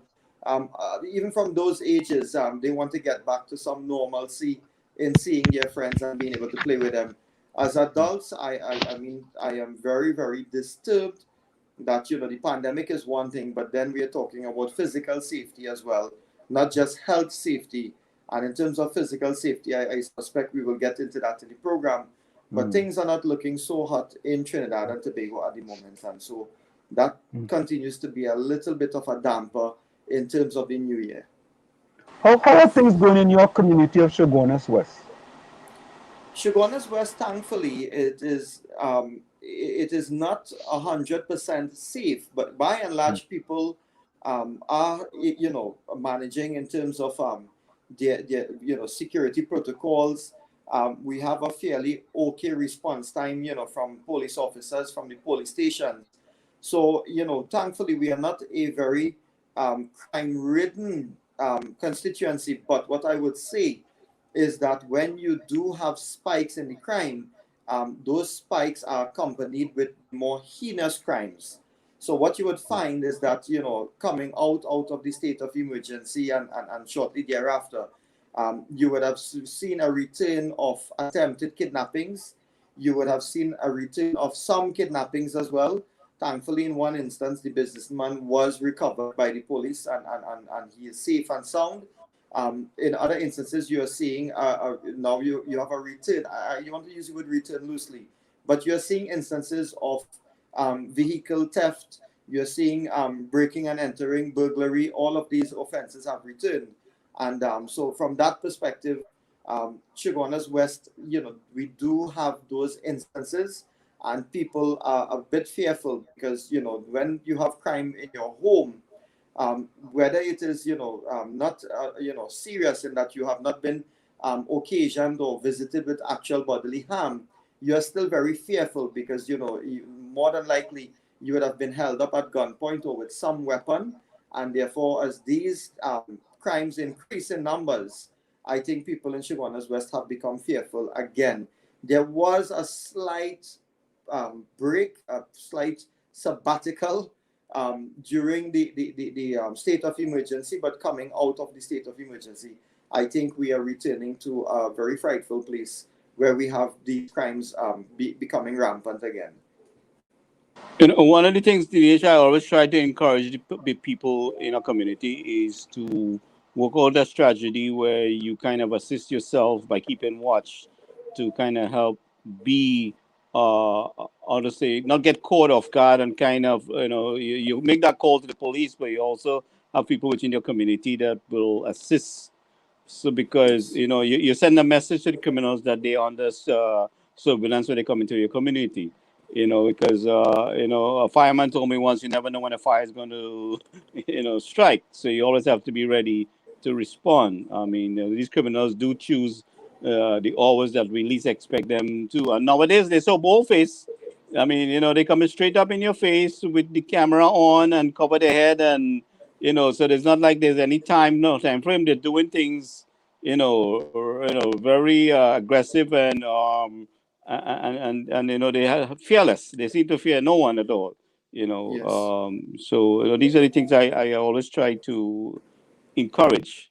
And make people to realize that you have to come together and kind of suppress the crime.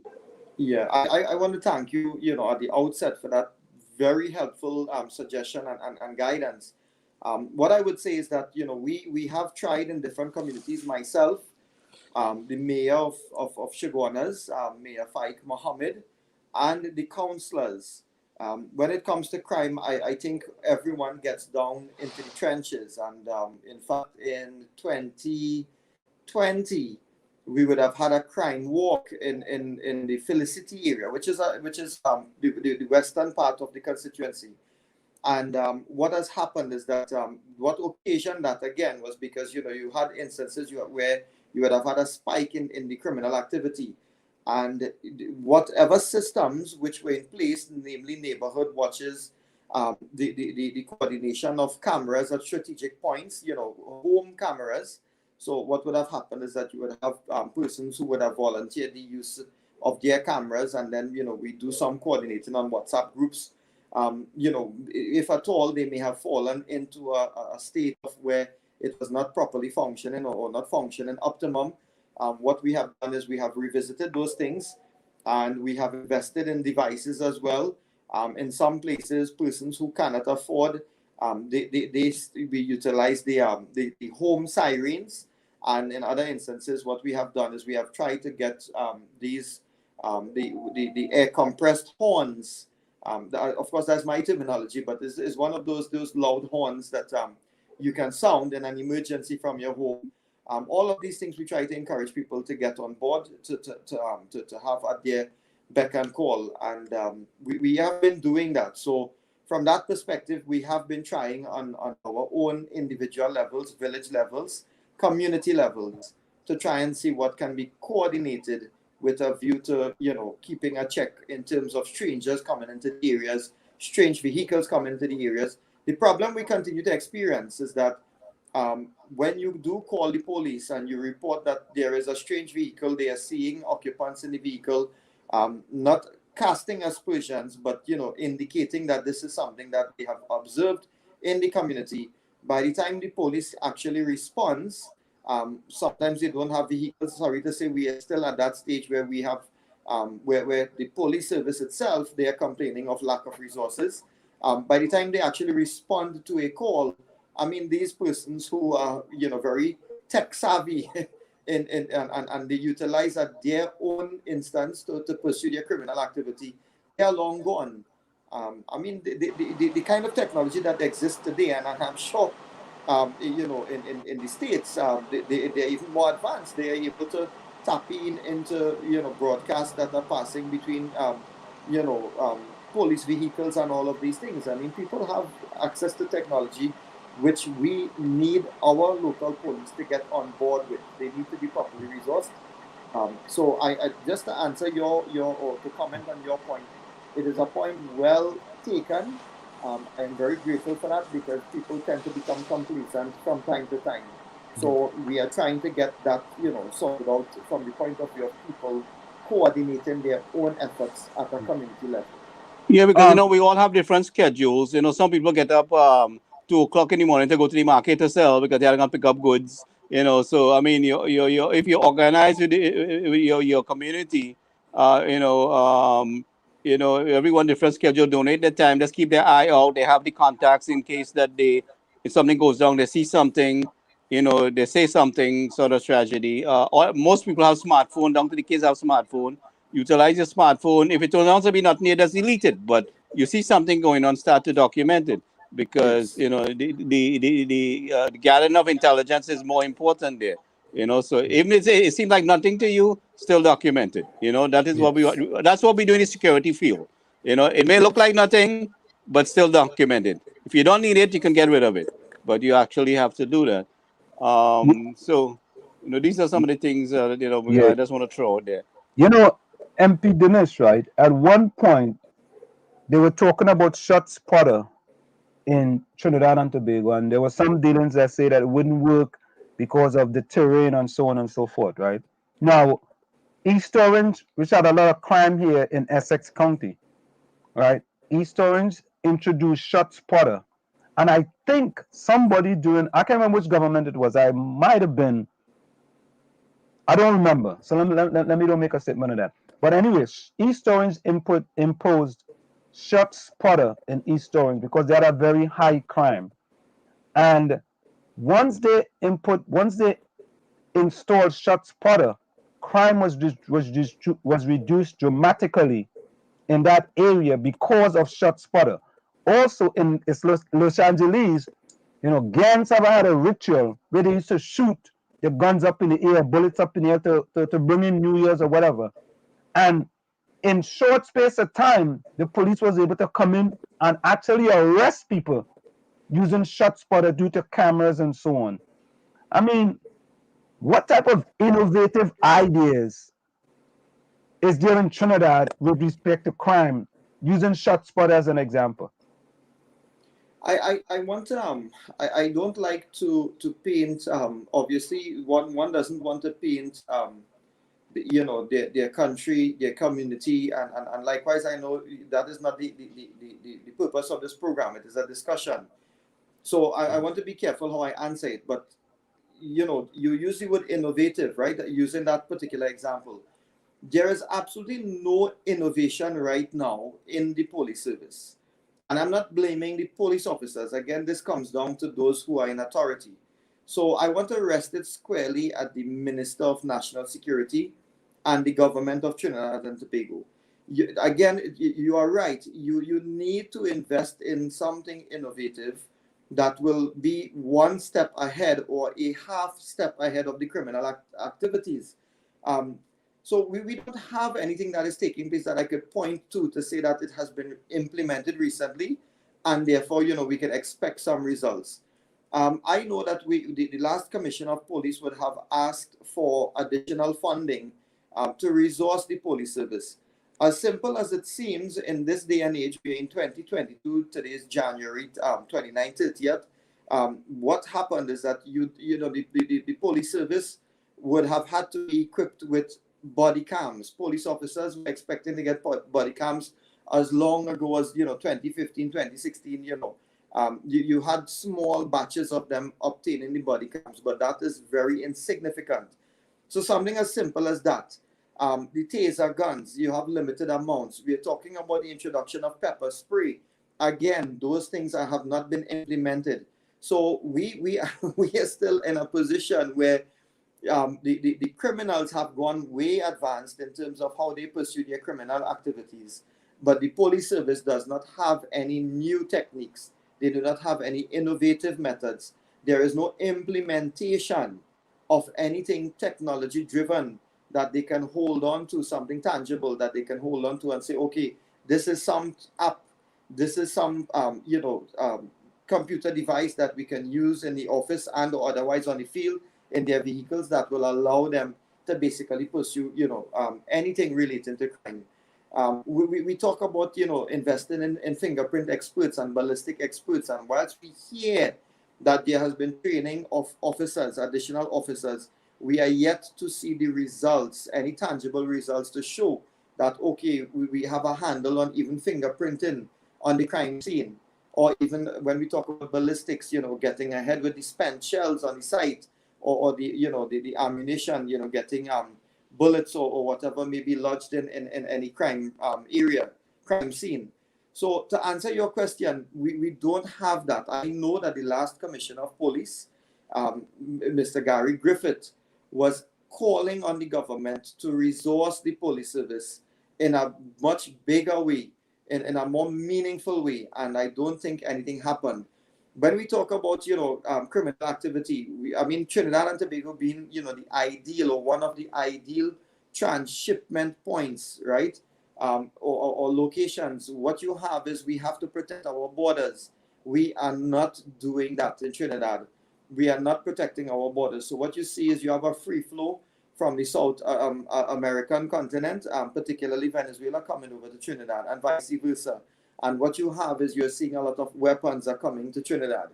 I just want to put something in context. Today, actually, it happens to be, and this is not something that I am, bragging about. This is a most unfortunate anniversary. So last year, January, we would have had, young Andrea Barrett, a young lady who was working in the Arima courts, and she went missing for a few days. We were talking about, the country, communities came together, search parties went out at different places in Arima, in that vicinity, to be able to locate Andrea Barrett. And unfortunately, it did not bear fruit. And what made it worse was that, of course, one day they stumbled upon, her deceased body. And that was 1 year ago. That created a lot of we had the candlelight vigil movement starting around that time, because, people really became incensed about her death, and that her death was just one of many that was being committed against young females, and women on the whole continue to be at greater risk in our society. So today is actually, if I may say, the 1 year anniversary. What happens is that we are talking about fighting crime, but what about the justice system as well? So in fighting crime, you have to marry that with the justice system. In her particular instance, her death, there has been no basically any justice for that family, because you have nobody being held accountable before the courts of law, being caught and before the courts of law, that you can say that the family has experienced even justice, so that their grief continues to be very real and very fresh up to this day.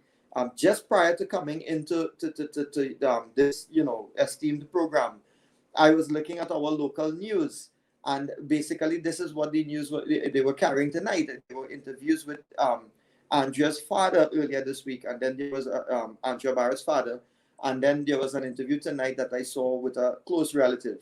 And these people, they have not had a proper day's rest. They have not had any sort of enjoyment. I don't know. The father and this relative, they continue to live in a state of shock, doom and despair. And what you have is that, coincidentally, you have also the finding of a decomposing body. Granted that we are not in a position at this point in time to label it under the heading of homicide.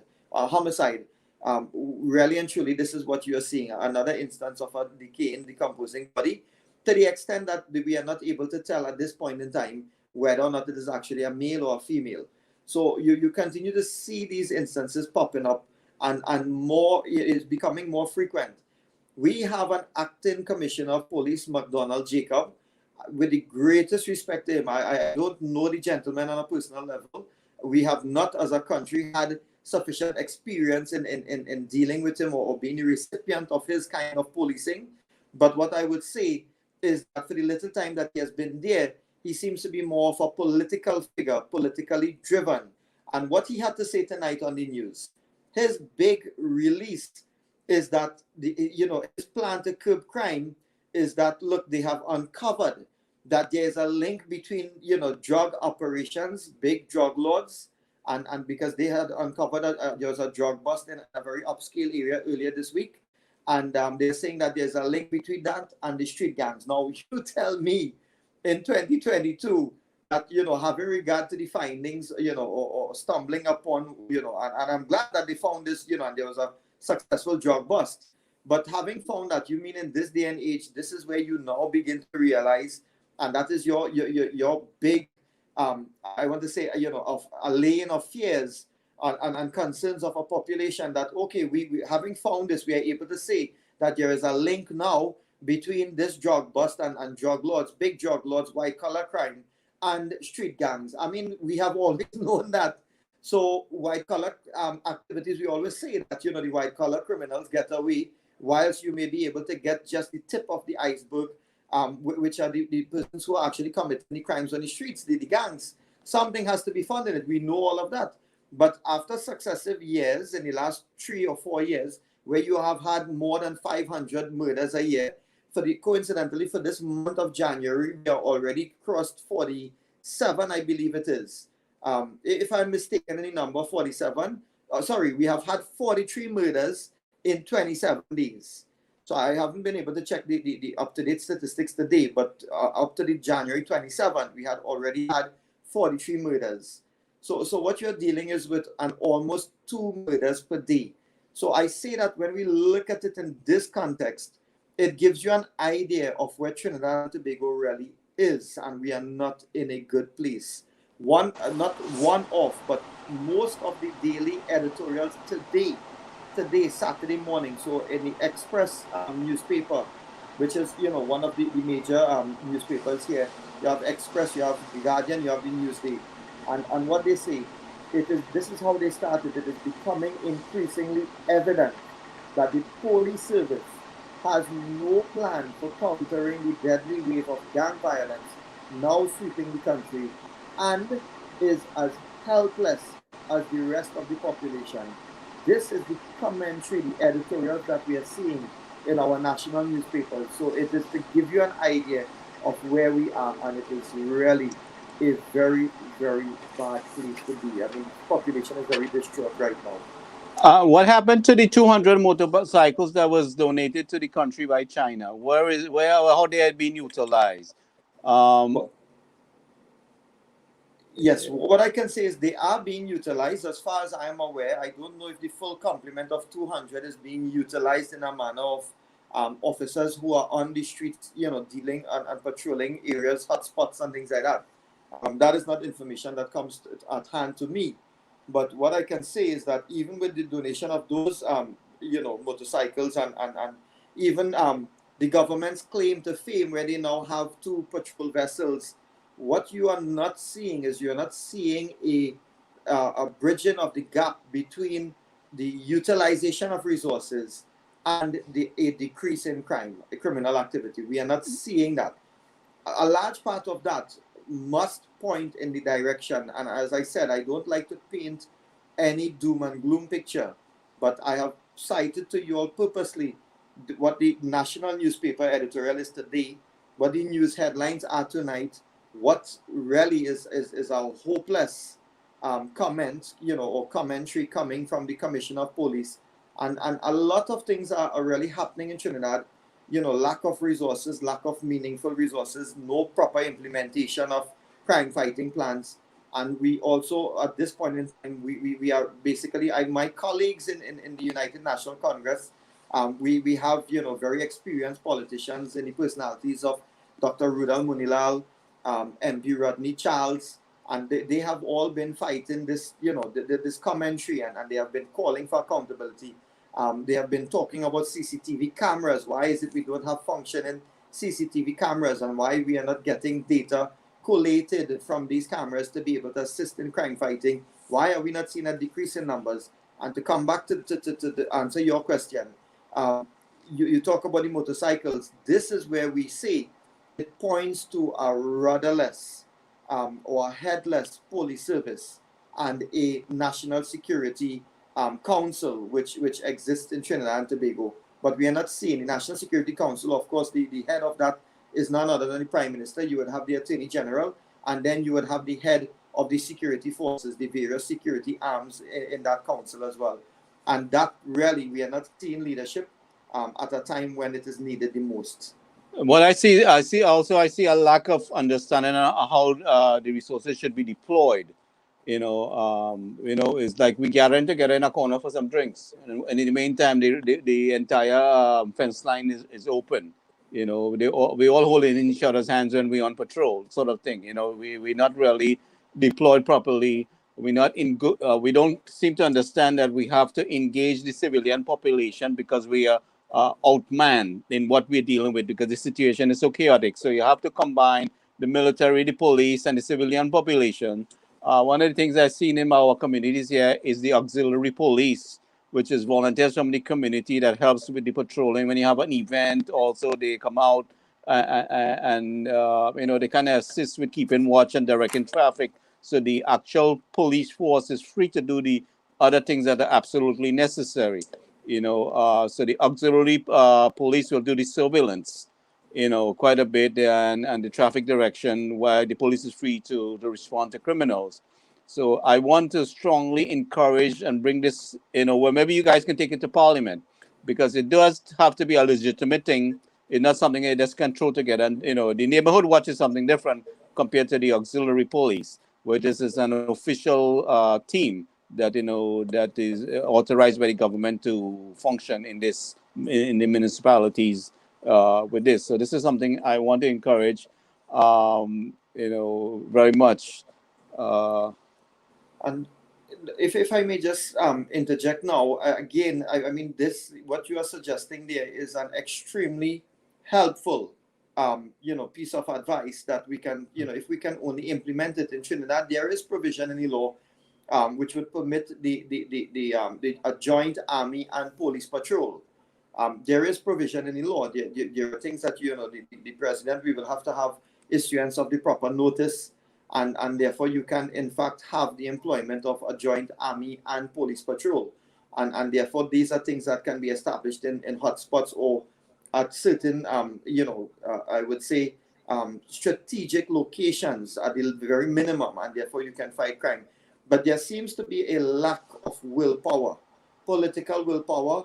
I want to say, some discrimination. I see. Looks like some discrimination to me. That let them suffer in that area. They're not willing to do that kind of make the effort. Well, the thing about it is, with a small country like this, if even that is your thinking, the authorities thinking, what happens is that it's such a small country, the criminals don't remain in one area. And so criminal activity then starts to pervade the entire country, which is what we are seeing now. Your point of, where we can get everybody on board, where it can manifest and in a very meaningful way and really reduce a serious problem we have been experiencing. I mean, and this probably is the greatest problem.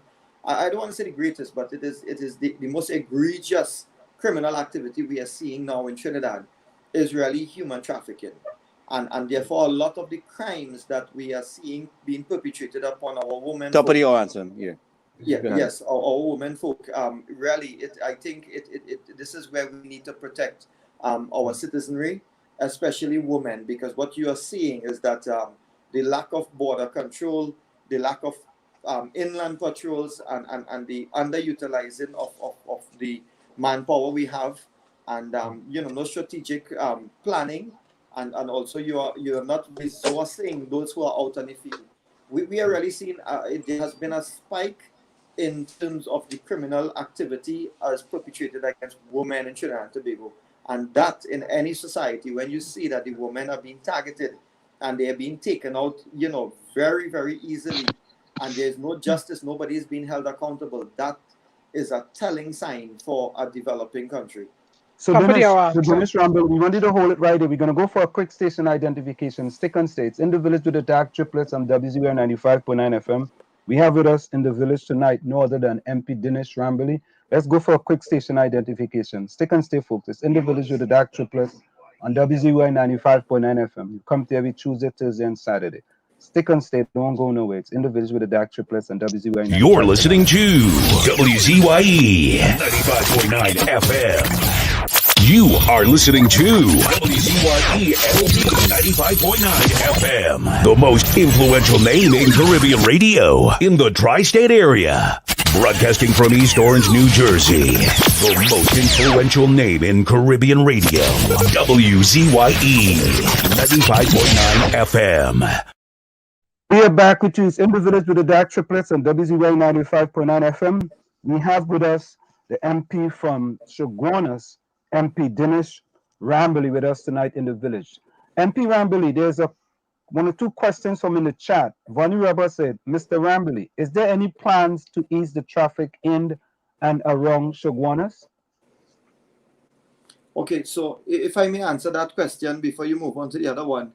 The traffic really falls under the Ministry of Works and Transport, and in the sense of we have Chaguanas Corporation. The mayor would be the one who really is the one who oversees traffic plans. What has happened is that I myself, what I have done, you have businesses.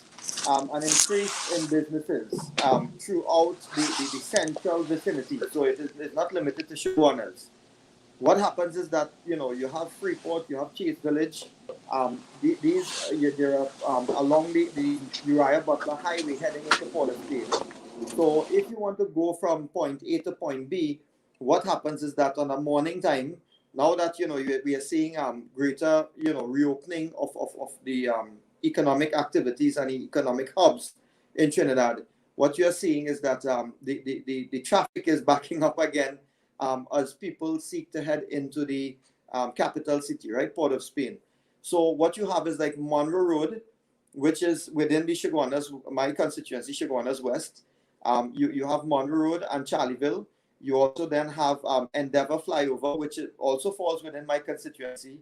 Then you have the Chaguanas Main Road. All of these I am citing it is because along this major Uriah Butler Highway, there are turnoffs into these economic hubs, and then you go to different destinations as well. And what I have been doing for my part is that I have been approaching businesses to inquire. It is like a consultation process.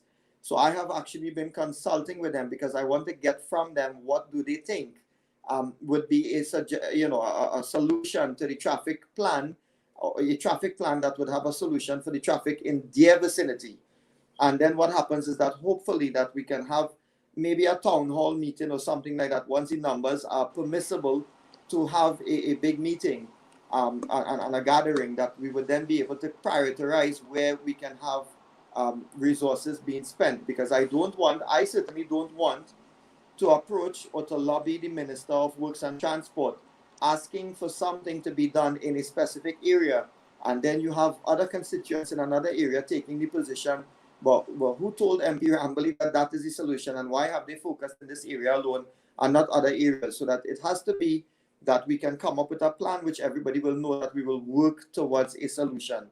But for now, I don't have any immediate solutions, but what I have already embarked upon is a consultation process in the first instance with the economic hubs. So all of those businesses who are at these strategic points, and they're the ones who will actually suffer the most from traffic. And I mean, not only them, there are other commuters, people going into the capital city, all of these persons on a morning. It is very tedious to get into Port of Spain. And that is something that traffic has to be tackled holistically. So you have to have decentralizing of certain businesses or certain services out of the capital city and placed other places. I want to say that the party to which I belong, the United National Congress, under the partnership government, is 2010 to 2015. I'm not politicking here, but I'm pointing out that there were a lot of decentralizing of services out of Port of Spain and going out to the more rural communities.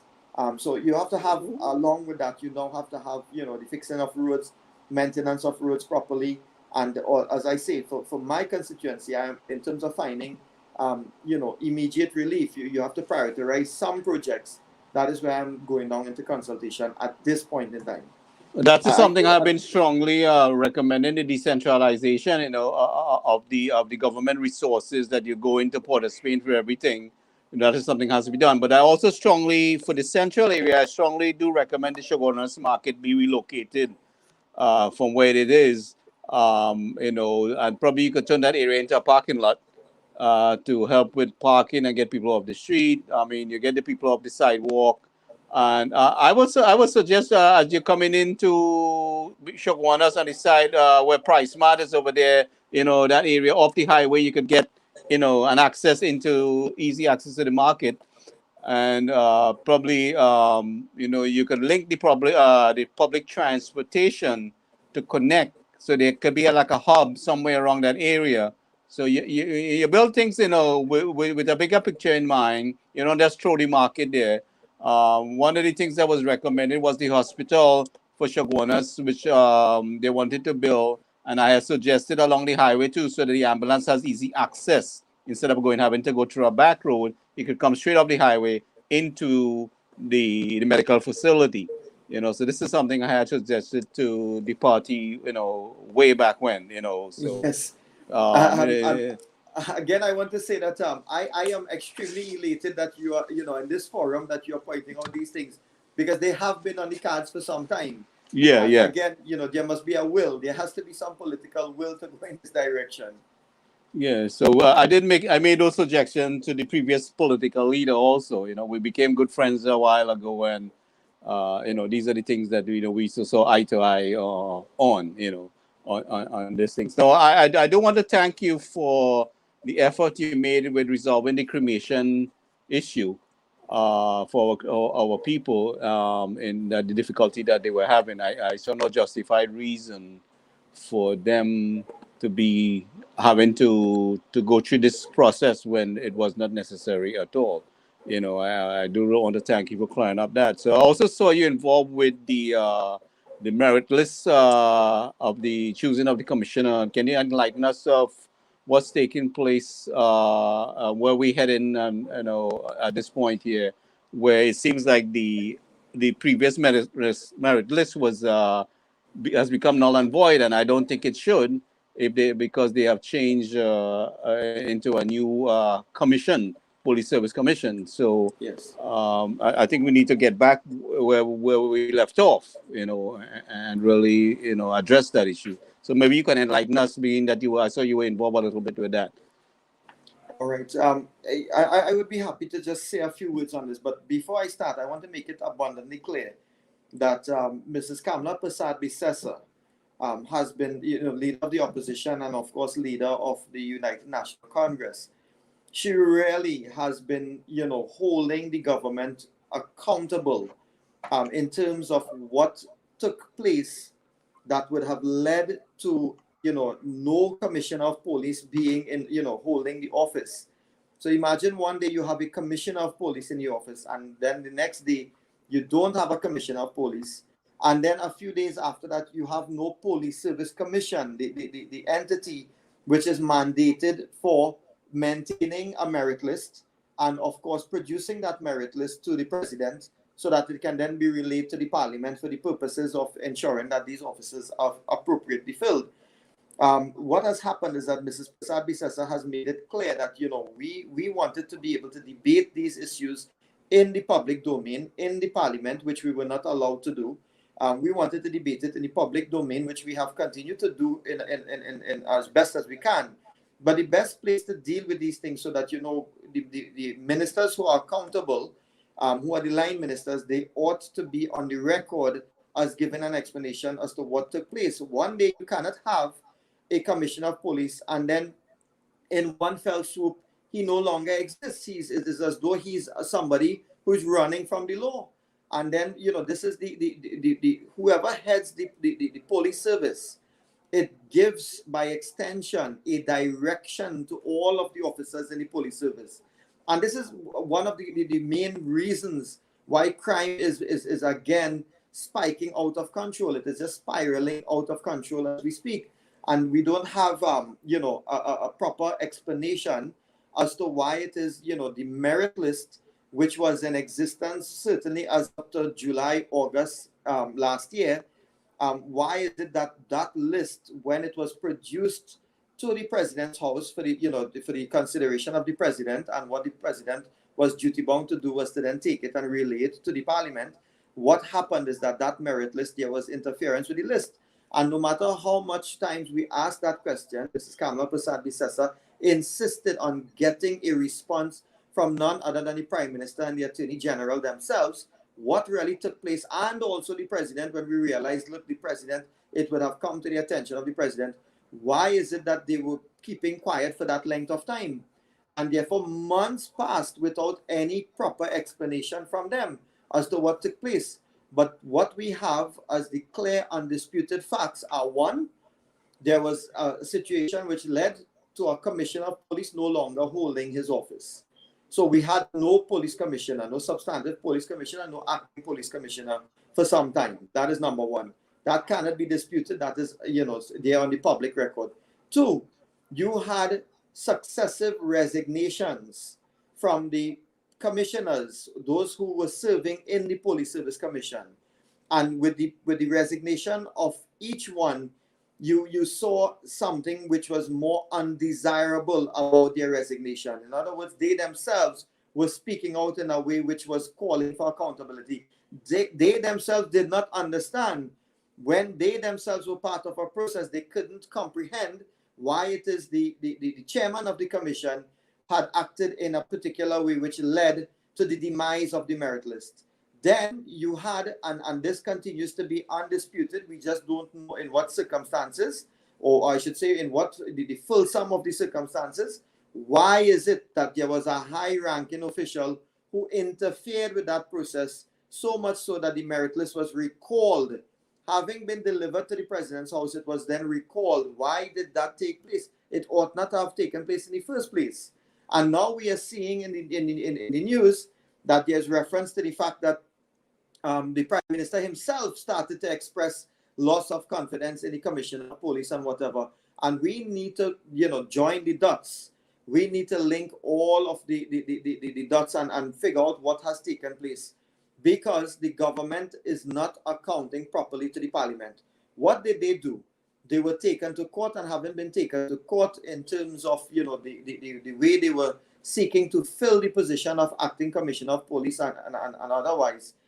It was then held by the court that the procedure which the Attorney General himself fostered and hoisted on the country was now illegal. So yes, I mean, we could play with words that the legal notice by which the government had put forward the procedure which the Police Service Commission would follow and which the Parliament would follow, it was not struck out as being unconstitutional. That is just a play on words. The fact is, what were the provisions in the legal notices were deemed to be unlawful, and they were ultra vires, and therefore they were struck out. And therefore, what happened is that very recently, earlier this week and yesterday in the lower house, so I think it went to the Senate last week, Tuesday. Well, yes, this week Tuesday, last Tuesday, and then yesterday, we would have been in the lower house, in the House of Representatives, where we were debating the new legal notices by which the government is now seeking to implement the process by which the Police Service Commission will determine a merit list. I agree with you in that, we had a merit list, and why is it that that has now become something of the past? It should not be so. I'm guessing that that scenario will find its way into the courts again. So that being said, the end result of all of these things is that you have a headless or rudderless police service. The government is not taking responsibility for its incompetence, and to a large extent they have been behaving in a very reckless manner by not holding themselves accountable and not being transparent in terms of their explanations as to what happened with the last merit list. So you can't be sorry. Right, sorry. You can't be, as a country, you're talking about democracy, that we abide by constitutional principles, and part of those constitutional principles is that you have a follow-on of what we call public law principles, and we abide by those principles. And you are, from one day you have a substantive acting commissioner of police, and then the next day that person is now basically the person in the perception of our democracy is now running from the law, so to speak. And then you have the whittling away of an independent institution. We have to remember that the office of the Commissioner of Police is an independent institution. The Police Service Commission, who is the institution under the Constitution, they are an independent institution. So one would have thought that where you have an independent actor and you have an independent body who determines who that actor will be, that they would have been free from any kind of interference from the executive arm. And what has happened clearly is that there was interference by the highest levels of the executive, namely the government, into those independent institutions. And where we are today, after about 6 months or more, we are in a situation where you have a commissioner of police. There is no merit list. You're now passing legal notices to tell the Police Service Commission, this newly appointed one, to go now and determine a merit list. Something has to be fundamentally wrong if we abide by principles of what governs a democratic state. So I want to say that to say in respect to your question, what are my views or in terms of the merit list? There continues to be large distrust in the executive arm of the state. So the people do not trust the actions of the government. And that is not me because I belong to the opposition. This is something I stated on the record yesterday in the parliament. We have seen societal upheaval over the last few months. We have seen great demonstrations of mistrust in the government, not only in terms of, the handling of pandemic and the so-called science that they follow. We are talking about now crime and the Police Service Commission and the Police Commissioner. We also have whether they choose to accept it or they refuse to pay heed to it. The population is hell-bent against our highest office holder, namely the President of the Republic of Trinidad and Tobago. No one has any semblance of respect for that office anymore, having regard to the conduct of the President. First of all, it is as though they are a sleeping giant. And I mean no disrespect, it is just how emotive this can be and how angry and annoyed one can be over how things are operating in Trinidad. You have a sleeping giant. You hear absolutely nothing from that office, right? The office of the president. And then when they do speak, it is because it is far better that they did not speak. They are basically speaking down to a population. And then when they are expected to act according to norms, traditions, which have been dictated by law, they come and they do something else now, namely in terms of what they should have done with the merit list, which was to relate to the parliament. They did not do that. And so that is why we say there's interference. Why did you not relay the list to the parliament? When it came to the parliament, the government would have been entitled to say, listen, the same reasons that you are writing, well, now we know that the prime minister was writing reasons, but those same reasons would have been ventilated in the highest court of the land, namely the parliament, and the government would have been able to say, listen, we are not backing Mr. Gary Griffith any longer because A, B, C, and there seems to be an A to Z list of reasons why, on their end, why they no longer wanted Gary Griffith. One has to remember that when the last merit list, or I shouldn't say the last, when a previous merit list came to the parliament, Mr. Gary Griffith was not the number one candidate in that merit list, but the government hand-selected Gary Griffith to be the Commissioner of Police. So if you have any respect for the system and our operations and our parliamentary system of democracy, and you allowed it to take place then, why is it now you were no longer comfortable to let that come back to the parliament and say, well, okay, we are no longer interested in Gary Griffith. We now want to try somebody else. And it would have been debated in the parliament, and you would have used the merit list, and you would have gone from number 1, number 2, number 3, and as the case may be. And by knockoff effect, you would have determined who you wanted to be the following debate, who would be the new Commissioner of Police. But no, they did not allow that to happen. Sorry. That's okay. MP Rambally, I have two questions for you. Huh? Sure. And is it true under the republic form of government that the prime minister has absolute power to do what he wants to do? No, the prime minister does not have absolute power to do what he wants to do. We follow the Westminster system, and whilst the prime minister has power to engage in certain things, so namely you would have a particular in the appointment of certain persons, the prime minister say you would have his cabinet, he heads the cabinet, he would be able to, by way of advice to the president, have the appointment of persons.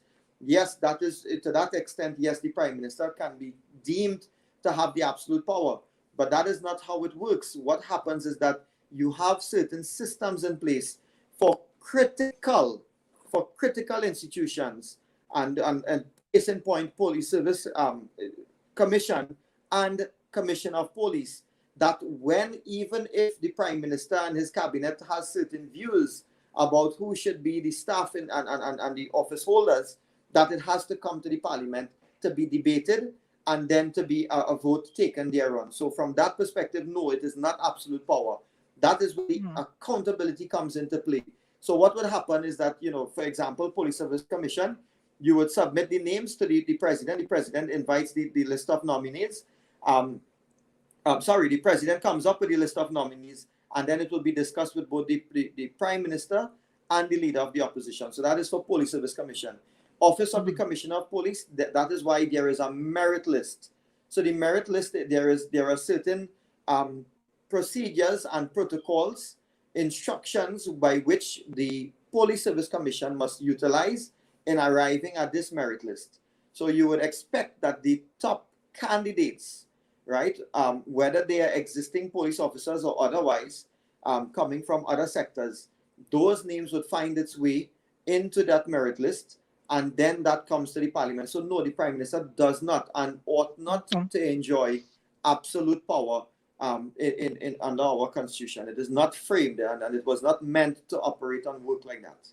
And has there ever been an instance that this same thing happened in the past? Has this ever occurred in the past?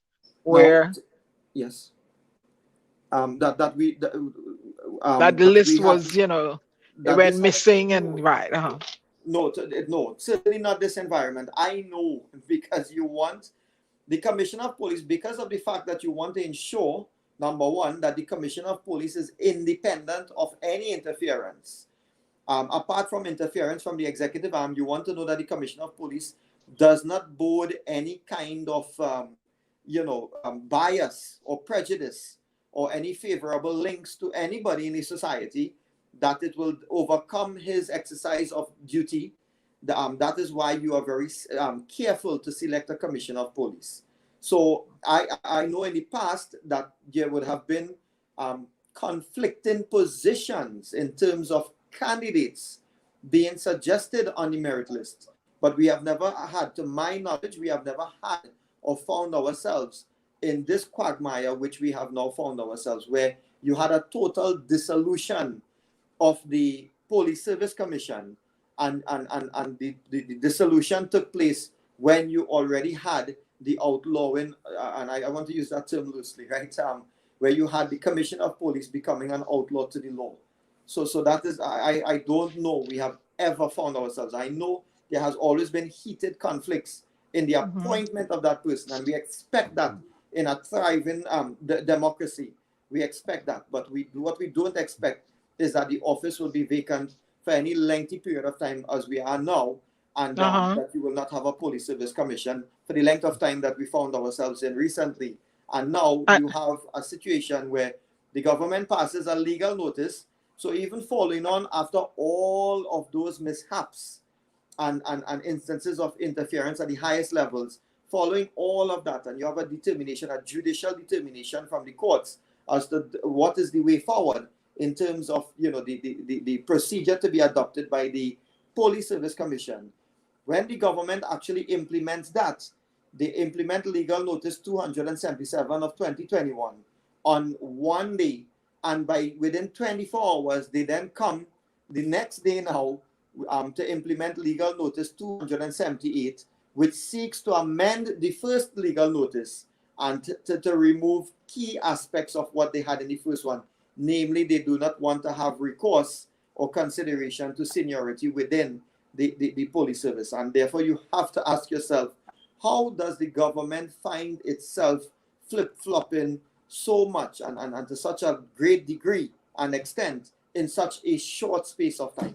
That is where we are at this point in time. And are we constitutionally deficient because we have a acting police commissioner and not a what you call it, vetted commissioner, for lack of a better word? Are we constitutionally deficient? Are we providing the services to the citizens of Trinidad and Tobago? Or what can we do to get a police commissioner appointed full term and not acting? Can citizens, do something about that?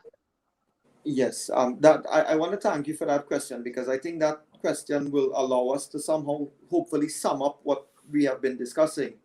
The short answer to the question as to whether we are constitutionally deficient, the answer is yes, we are constitutionally deficient. Where you have a constitution which governs the Republic of Trinidad and Tobago, and it makes references to and has provisions for independent institutions and independent office holders, and where you have an independent institution which totally dissolved for reasons which are still beyond us as a population, and where you have an independent office holder who is no longer holding the office, I mean, yes, the answer is we are constitutionally deficient.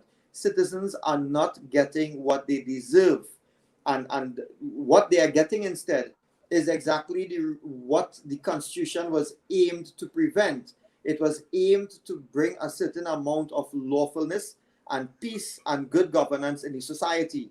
So part and parcel of that would be that you would have enjoyed minimum levels of crime, right? I mean, it is utopic to talk about no crime at all, but you would have enjoyed a certain amount of security, and that is something that is guaranteed as a right under the Constitution. So citizens are not enjoying that right now.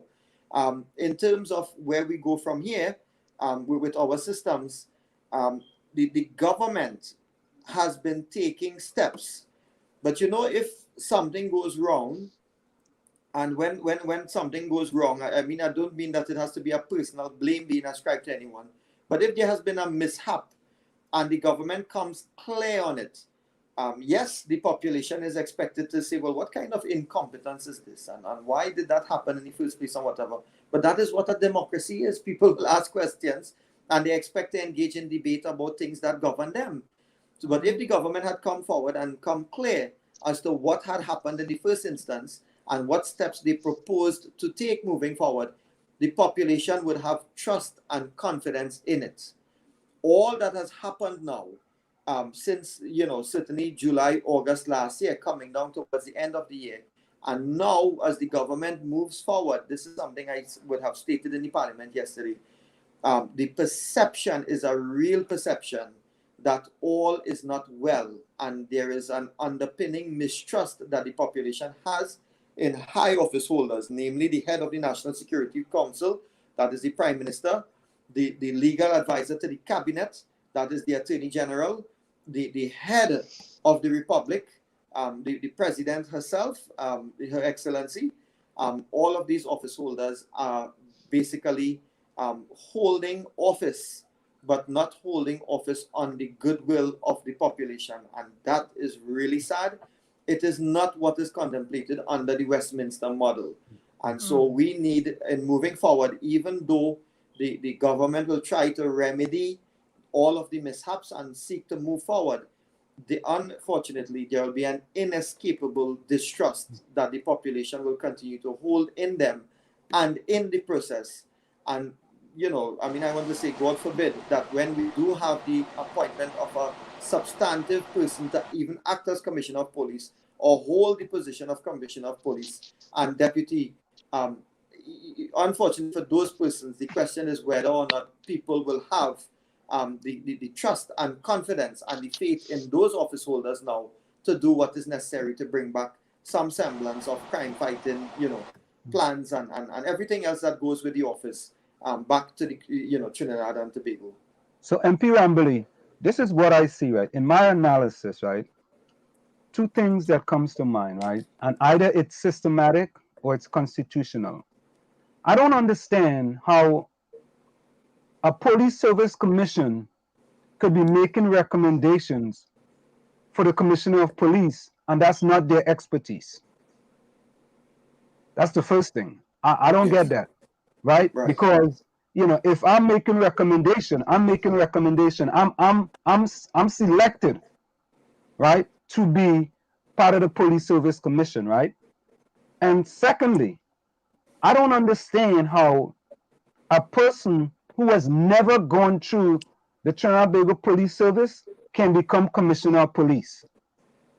That to me is a recipe for disaster, because I don't think that person has the expertise going through a police officer, a corporal, a sergeant, a lieutenant, whatever it is, in order to become police commissioner. And to me, that seems to me that the system, that whole system, need to be blown up and start all over again. What do you say?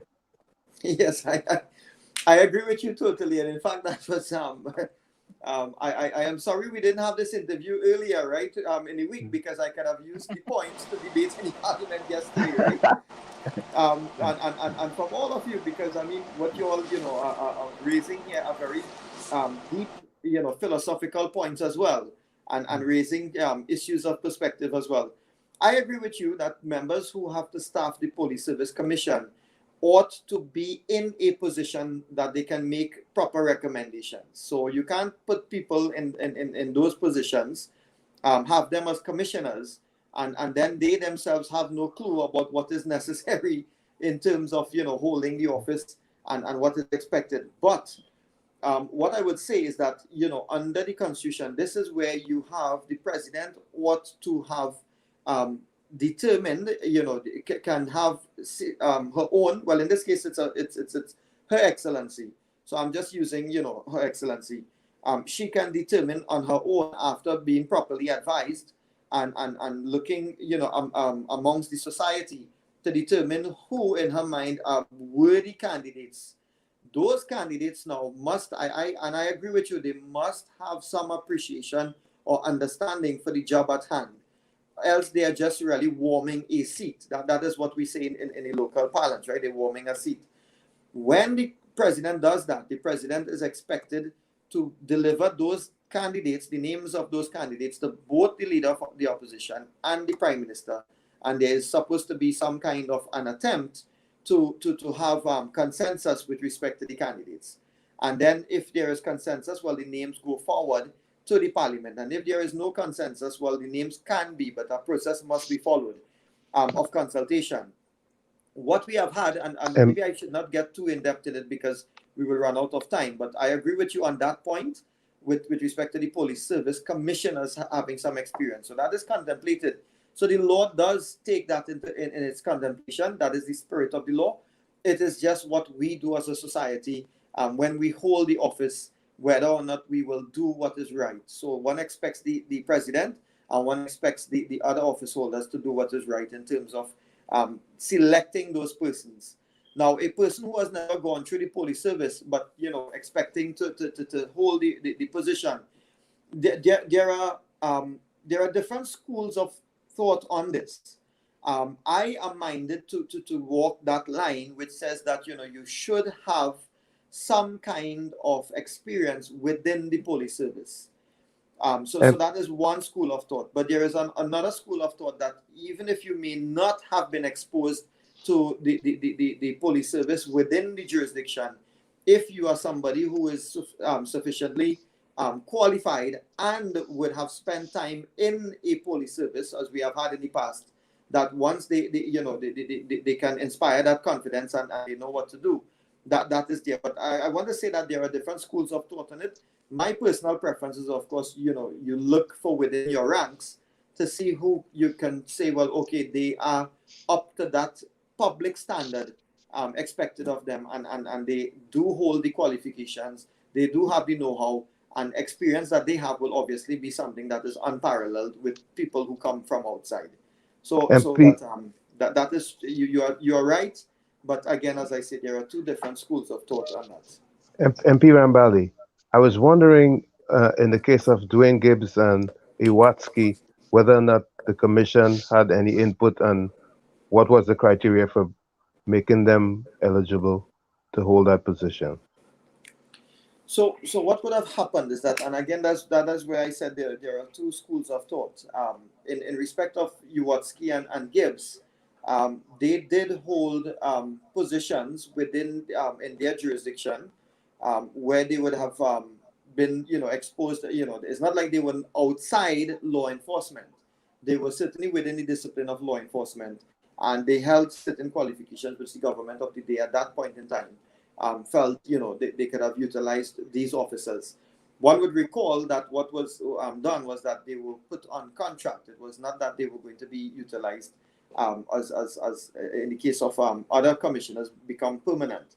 I want to say that there were different circumstances prevailing at that time within the police service, and therefore there was a need to seek to have to open up that pool.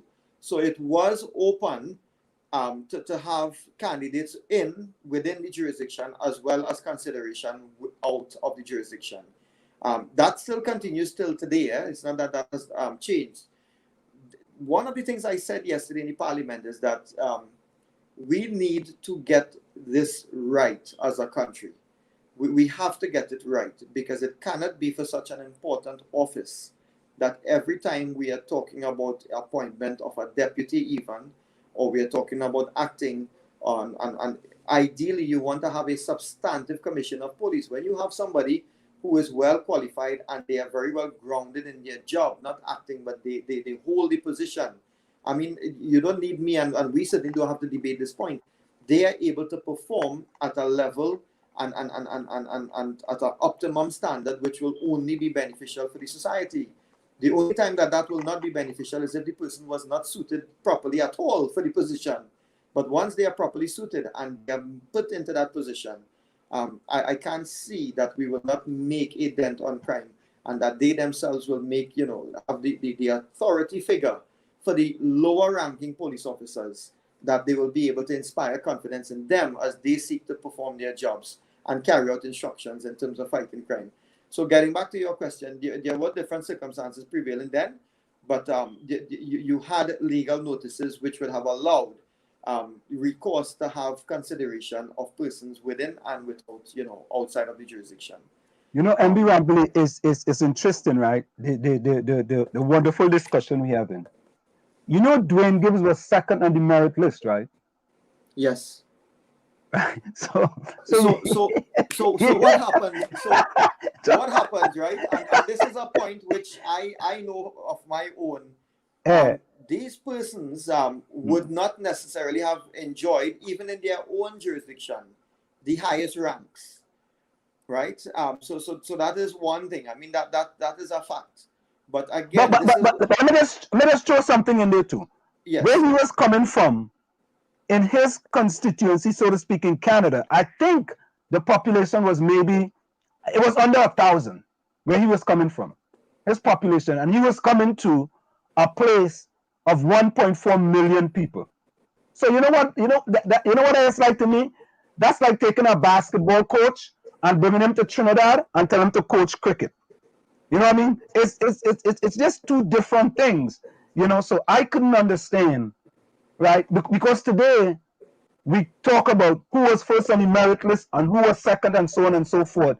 Where this is something that has happened in the past with respect to a person not being first on the merit list, and they eventually being commissioner of police. But to add on that, right? Anytime a prime minister has the final say, there's going to be politics in that decision. Yes. That decision there, with respect to the COP, anytime, it don't matter who's in office, that prime minister is going to end up being political. That's why I'm saying is the system. And yes, I want to say that, yes, I agree with you on that point. And this is why I have maintained that we need to get this right. At some point, and hopefully sooner rather than later. We need to get this right.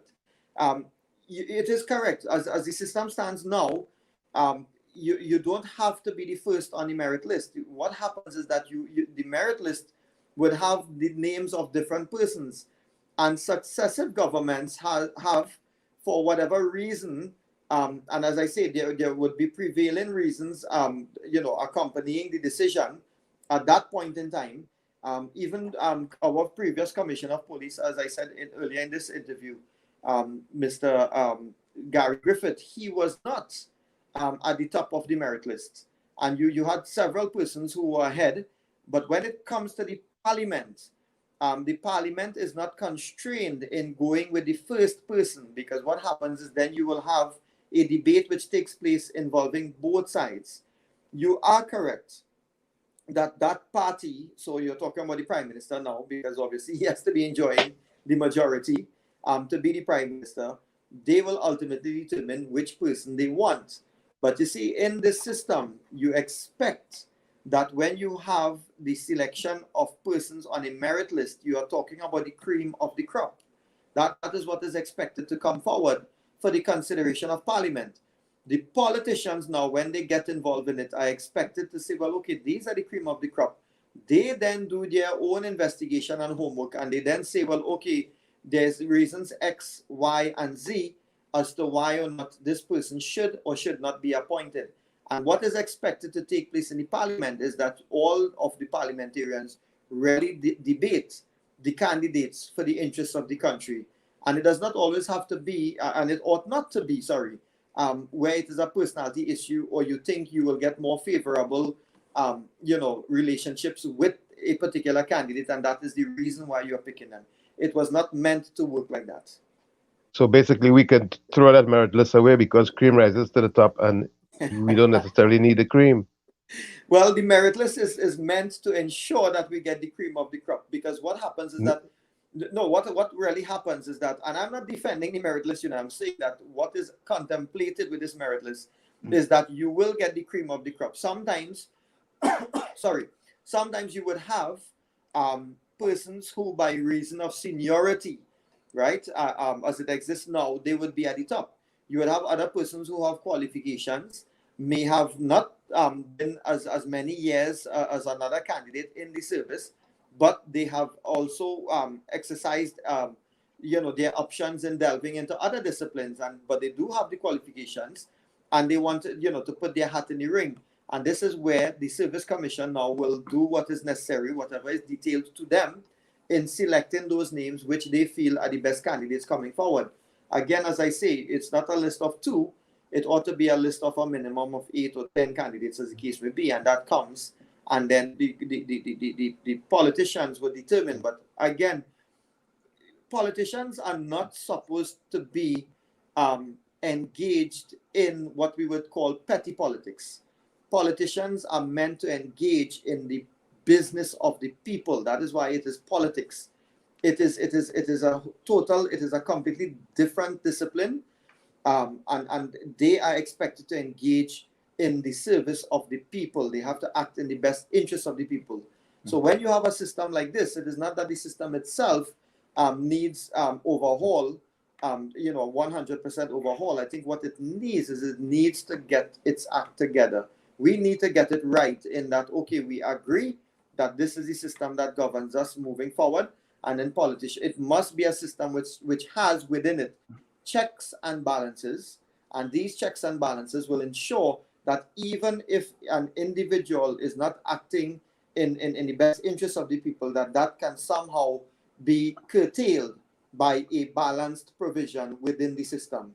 And that is where you would expect, even in the perfect scenario, in a perfect system, you would still need a certain amount of public authority and good public governance that would ensure that persons are selected who would do the job the best. I mean, in all countries, that is what is expected. And MP Rambally, I want to say, you need to change that list from the merit list, because it's not merit. Because if it's on merit, the first person, if it's based on merit, I don't know where you come first in class, right? And they pick the fourth person and say, well, you know what? You come fourth, but you actually come first. So it's not a merit list. It is absolutely not a merit list. It's a Right. list of the top 4 candidates. That's what it is. Now, Yeah. what I want to say is that I don't want to be seen or quoted as defending the merit list. I'm only explaining the system as obtained now. Okay. That merit list is meant to get the cream of the crop. That is number one. And number But two, it's not a merit list, though. If you are submitting a merit list to individuals and you have 1, 2, 3, and 4, well, maybe you haven't ranked them. Maybe they haven't ranked them. Maybe just list them. And there's 4 individuals, and I list the 4 individuals. But many people have said, well, Gary Griffith was number 4 on the merit list, you know, right? He was the 4th, and he was selected as the commissioner of police. So Yes. Maybe he passed the interview. Maybe it was an interviewing thing. Because once the list is submitted, there's no more interviews. Is it correct, MB Rambally?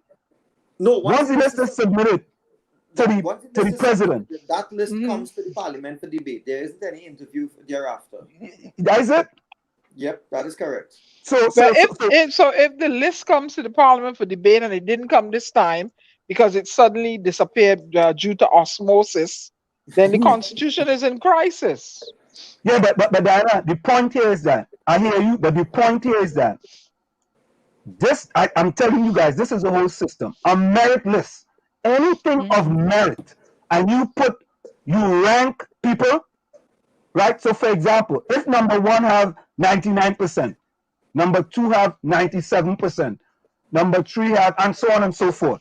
That means to say number 1 was the highest ranked as far as the Police Service Commission is concerned. Yes. And to me, and it's most eligible. What's that? And it's most eligible. Right. So when you go to the parliament, right, when you go to the president say, all right, all these 4 individuals, all you're good. Let me send it up to the parliament.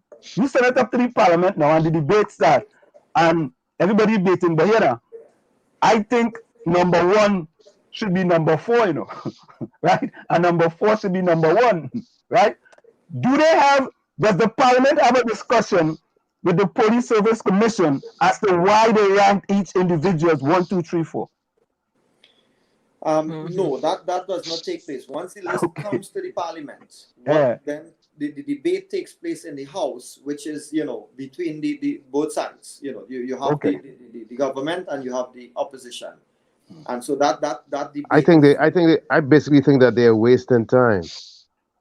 Well, Tommy, I wouldn't say that they're wasting time, right? I'm just saying that the way the system is set up, the system is totally flawed. And know what happens? When a system like that is flawed, you get flawed results. That's what happened. Because once the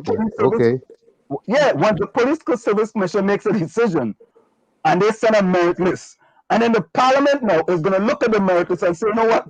Number 1, you're not that merited, you know. Number 4, you have more merit, you know. So you know, that's my take. But I want to say to you, MP Rambally, it is always fantastic when we come in here and we have such vibrant discussions. You see, and that's what this thing is about. This thing is about coming in, having discussions. But I also hear you say that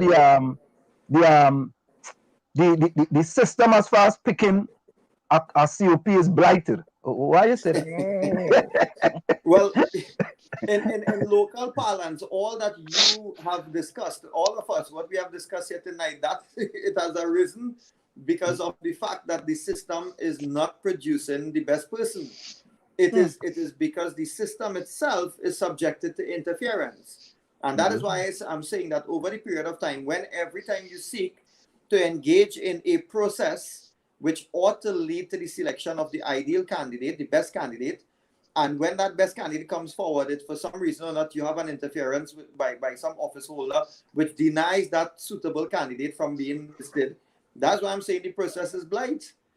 It is blighted in that sense. It is something that is always subject or doomed to be flawed and to produce a candidate who will now be somebody that starts off at a disadvantage. Imagine I pass, and you have cited it. You all have cited one instance or the other there in our lively discussion.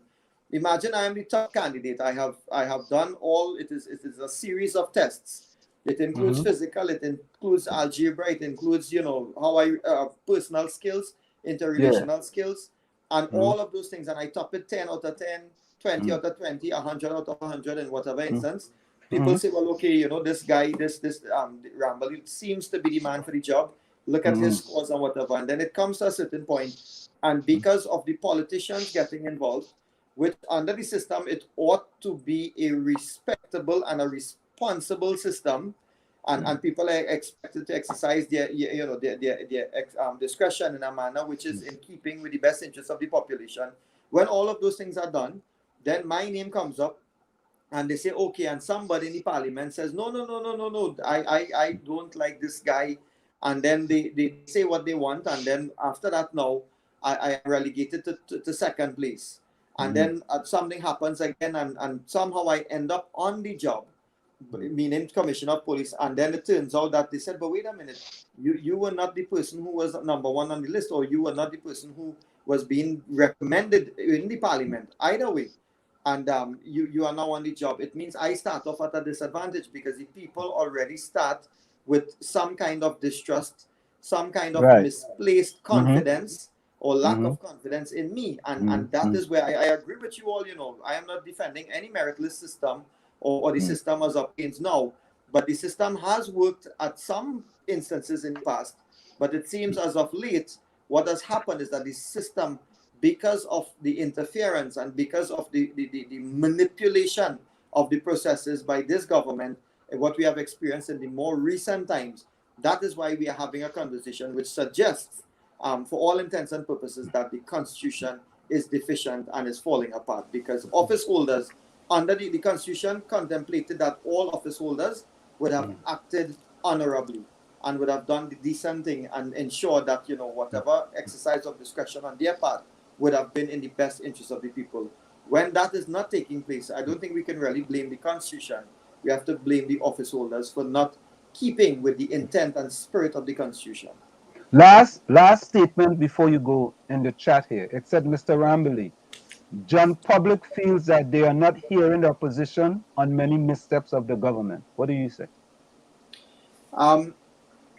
Let me say that if they say they're not hearing Rambally on every misstep of the government, I would have to, take that blame, because, maybe I on a personal level, I should be more vocal. But one thing I want to say, that the leader of the opposition, Mrs. Kamala Persad-Bissessar, has engaged in a campaign of accountability and transparency in the interest of the population, and not only those who voted for the United National Congress. She engaged in a campaign from day one, which, what we have is we have almost every Sunday we have press conferences. It goes on without fail. On a Monday, we have something called the Monday Night Forum. On a Tuesday, we have Senate, but we have press releases and press conferences that are associated with whatever takes place in the Parliament. On a Wednesday, we now have a weekly review. Sorry?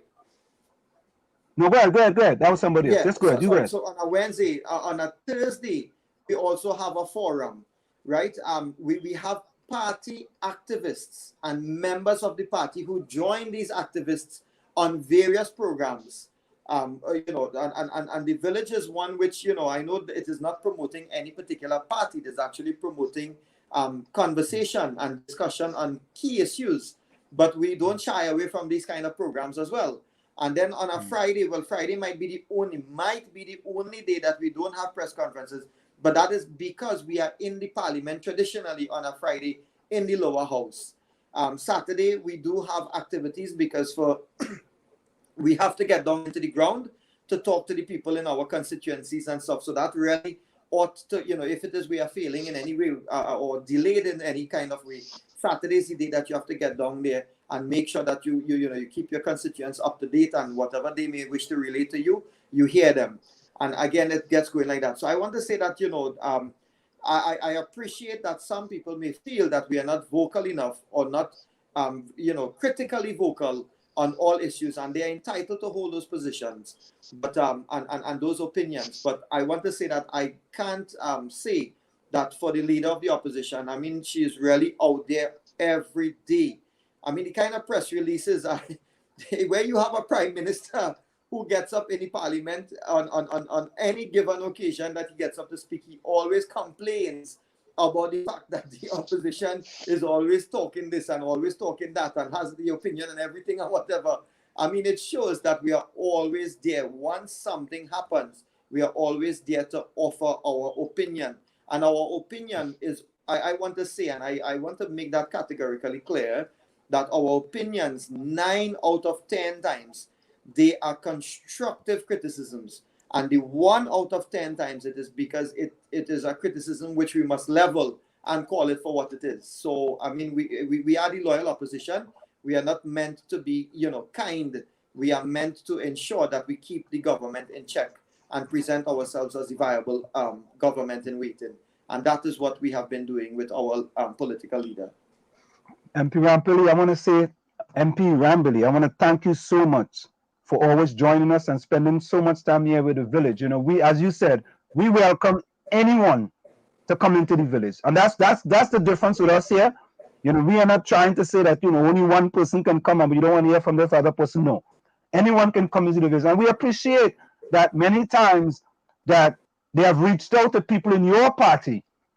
99.9% of the times they have showed up, and we appreciate that. All right, any closing words before you go? I think it is on behalf of myself and on behalf of the United National Congress, and of course my political leader, Mrs. Kamala Persad-Bissessar, we are the ones who must thank you all, because I mean these are discussions that they are critical discussions. They are discussions that would also point out to us that even in the politics, if we ourselves may have done something which can somehow skirt the boundaries of having also gone in a direction which is not in keeping with democratic principles, and so be it. We have to be held accountable as well, and that is why I think that we must thank you all here for this program and for the kind of work and the level, the depth of discussions that you all engage in. In fact, I think coming out of this discussion, I think I have learned a lot and seen the perspectives in the manner in which I should. So I want to thank you all tremendously for having me and for allowing this program to continue. Thank you, brother, very much. Thank you for joining us. We appreciate it. You've enlightened me for too. Thinking so highly of us.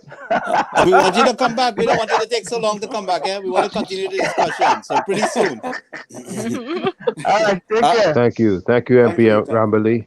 Thank you very much. All right, bye-bye.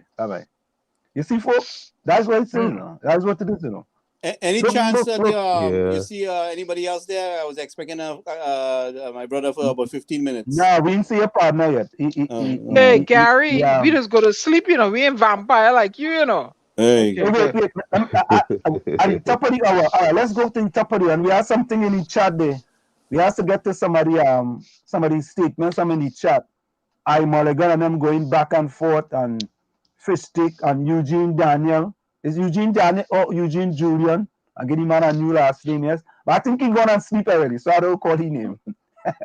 he does go and sleep early, he wipe the steak where he tablet from him. He does use a tablet, he don't use a phone. All right. It's a plenty people in here where they wipe the steak with the instrument from them. Oh Lord. Including yours. Go ahead.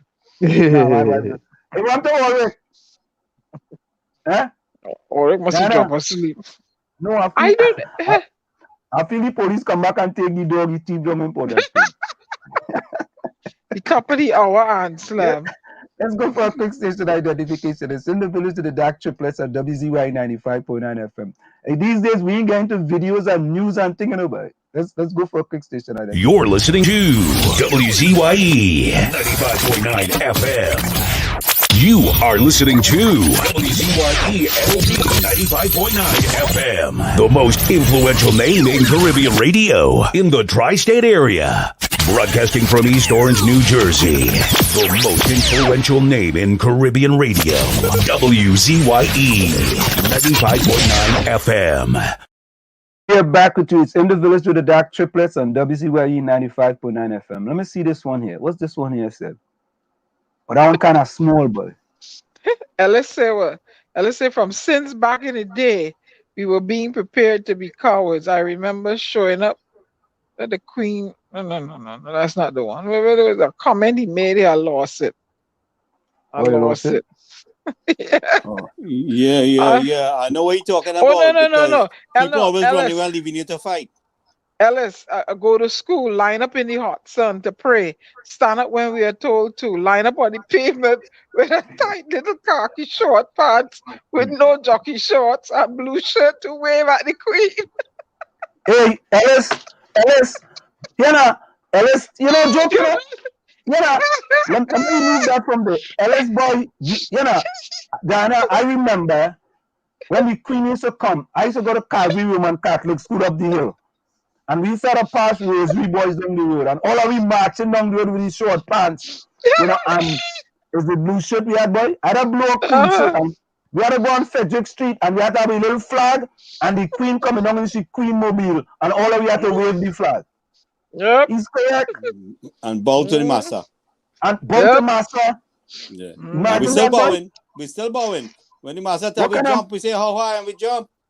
What kind of madness is that, boy? But I had the pleasure of meeting one of her emissaries when I was a younger child. Well, I performed in a play. I'm a little bit younger than you guys, so I didn't have that pleasure. Oh, no, they came when Barbados was having independence. And they selected our school, and I got to meet either her daughter or one of them. I don't know which one. So this is the merit list here. The article went public, and they posted the merit list. And I mean, I really don't even want to talk about this no more because Gary Griffith was number 1, Jason Francis was 2, Mr. Andrew Norton was 3, and Mrs. Erla Hayward Christopher was number 4. And people are asking, where was Jacob? Jacob, yeah, that's what I was saying. How he get to be acting? Maybe he didn't apply. Watch out for Damien. He'll come for about 15 minutes. You'll give it about 15 minutes every time. No, you gotta be a little less than that. Hey, Gary, I just go to sleep. I mean, but Diana, you entitled to. After 84 years, they're gonna publish Dr. Eck Williams' book. Yeah. After 84 years. Master, they done. Right. And this is just a little thing I put up here. Is this such a bad thing? Equality versus equity. Why do people feel threatened? All right. Equality versus equity. And there's a discussion now that are food prices more expensive in Trinidad and in Tobago, right? Well, is food prices more expensive in Hawaii than the rest of the United States or in Florida? Well, I mean, people argue. Food prices really. But remember the discussion about the port, right? With goods passing Tobago to come to Trinidad to go back to Tobago. We real smart, eh? Think it easy. We really care about people, right? Mm-hmm. All right. Deepwater Harbor, not utilized. Expanded international airport, underutilized. I'm happy to see a British Airways flight went straight into Tobago, and this is something we have to fight very hard for.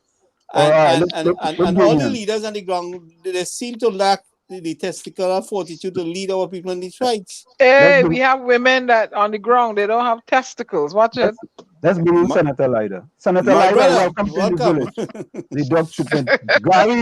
Gary begged for 10 minutes for you, so listen here, Senator Leiter. All right, it cold up where I am, and I need to go in my warm bed. Okay, good. How are you doing, Senator Leiter? Nice to see you. You see that lady who now talking there? Yeah. Whatever she says, she's the boss. Me listen to no other fellas, eh? Correct is right. I have listened to poetry from this lady. Easy, And it take me back to my childhood, boy. Easy, boy. It bring awareness to me. And after that, she stole my soul. So I'm saying to you all tonight, if all of us only play with that woman there, that player, when she sees she ready to go, she is the boss. I'm not saying that now, I'm declaring it. Senator, you're well trained, Senator. It's up to what you're doing. You're doing this, Senator. You're doing this. Say what you're doing. Hold on. Just a minute there. 1 minute. What? Oh, yeah, listen now, man. Drink water, mind my business.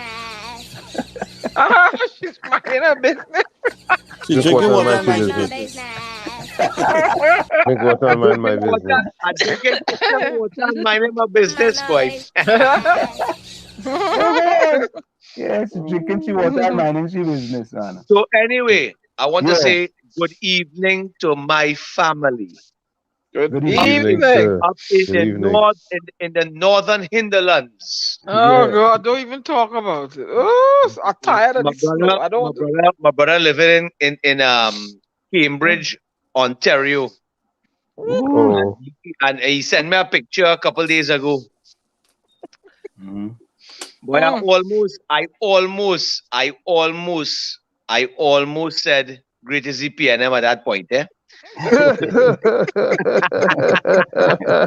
he's a say, comedian. I'm willing to stay in Trinidad regardless of the circumstances that these fellas putting us through in this country.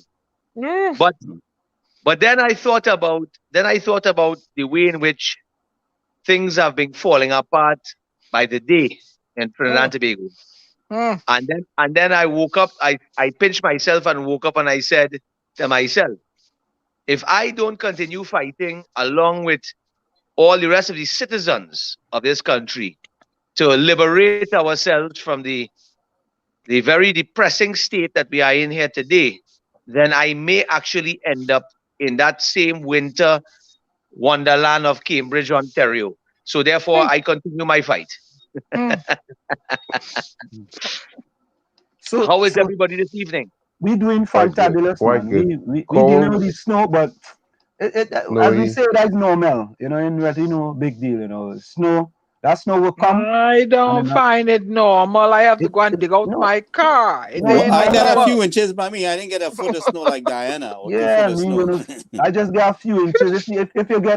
If you get like in Canada, I'm getting feet. We getting inches. I'm Well, getting a few feet. I am 2 states down from Canada, so I getting well up here. I have to dig out my car. None of them ain't coming from Jersey to dig it out for me, Yeah. Okay. So Senator, what's the latest? We know, of course, that we could talk about the COP list. You know what I mean? And what's going to happen with this new COP list? We could talk about. I mean, there was a debate in Parliament. What, a day or two ago, with respect to the COP list and them 2 articles. I think it's 277 and 278, right? Is that correct? Yes. Right, That's right. right. But Senator Lyda, let me tell you the truth. I feel that the system in Trinidad and Tobago is broken. When I say the system, there are certain things in the constitution and in the system that needs to be fixed in order to make Trinidad and Tobago a better country. And we have to find out soon. Are we going to fix those things? Are we going to continue the same and expect to get different results? Well, let me put it this way, right? I don't want to take the time tonight. I know it's only a few minutes I have here, right? Yeah, So right. I don't want to take the time to go into the whole the whole debate that took place this week and so on. I'm sure you guys have trashed it out. I think Dinesh might have been on with you all earlier. Right, So, right. Yeah, we had a fantastic discussion. Let me say So this. we definitely want you to come back in at a much earlier time. Senator Lyda, let me say this. Anytime you guys come in the village, we just have some fantabulous discussion. People that want to tell me, hey, you're having these UNC people coming in the village. I say, well, listen, all you come now, nobody, we never stop nobody from coming here, Nobody, Right? When we call on you guys come immediately. Right? So I want to say that I am confident that Dinesh, who is a very well experienced lawyer in the country, and he's also a gentleman. He's a man that I have a lot of respect for, not because I knew him before he was an MP in the UNC. I knew him as a practicing lawyer in a certain chambers. I don't want to call names of chambers, but just in a certain chambers, I know him, and he was a very decent man. So I won't want to get into all that he may have gotten in tonight. But you made a statement, Wall Street, and you're very right about it. You're very right about the changes that is needed, the constitutional changes. And it's only in in my experience in the last year and a half in the Senate, and seeing something that has almost is almost a novelty in the Senate. I'm remaining very calm tonight, and I will try to explain it as best I can because I know our time is limited. But I've seen something that has almost become a novelty. Which when I do my background check, I try not to get this light shining the black mouth, right? So yeah, you're doing good there. right. So there's been a kind of a novelty that has happened under this current administration, but not in the first 5 years of their term, but in this first year of their second term. And we have to ask ourselves the question, should a red flag pop up at this point? But in the first year of their second term, when I would imagine they are saying to themselves, well, we have 5 years, so to hell with everyone. But this is one of the few times I've seen, if any in history, where the government, the current administration, is taking bits of very, very significant pieces of legislation that impact the citizens of Trinidad and Tobago, the taxpayers of Trinidad and Tobago, the rights, the constitutional rights and freedoms that were enshrined in our constitution, the freedoms in section 4 and 5 of our constitution. When we consider these aspects and we look at some of the bills that this government has brought to the parliament in this last year, the year I have sat in Senate, so I would consider that I may be a part of history, but a very dark part of history, where they are passing legislation in the country that requires a 3/5 majority, or as we say in parliamentary terms, a special majority, and they are bringing bills where they are finding loopholes, and they are gutting the pieces of legislation to pass it by a simple majority. And it is something we've not seen. I mean, even if you go back to Patrick Manning, if you go back to Basio Pandey, if you go back to George Chambers, and even to the father of the nation, Eric Williams, you have never seen the Constitution been trampled on in the way we are seeing it happen today in the last year and a half. I mean, I'm there a year and a half. Now, you have to remember, I'm a year and a half as a senator. I may have been a political activist before that, but I'm in the Senate, and I had to try to come to terms with some of these bills that I've brought forward and questioning the way in which our Constitution is set. I really question things such as, for example, the procurement legislation. Now, that's one example.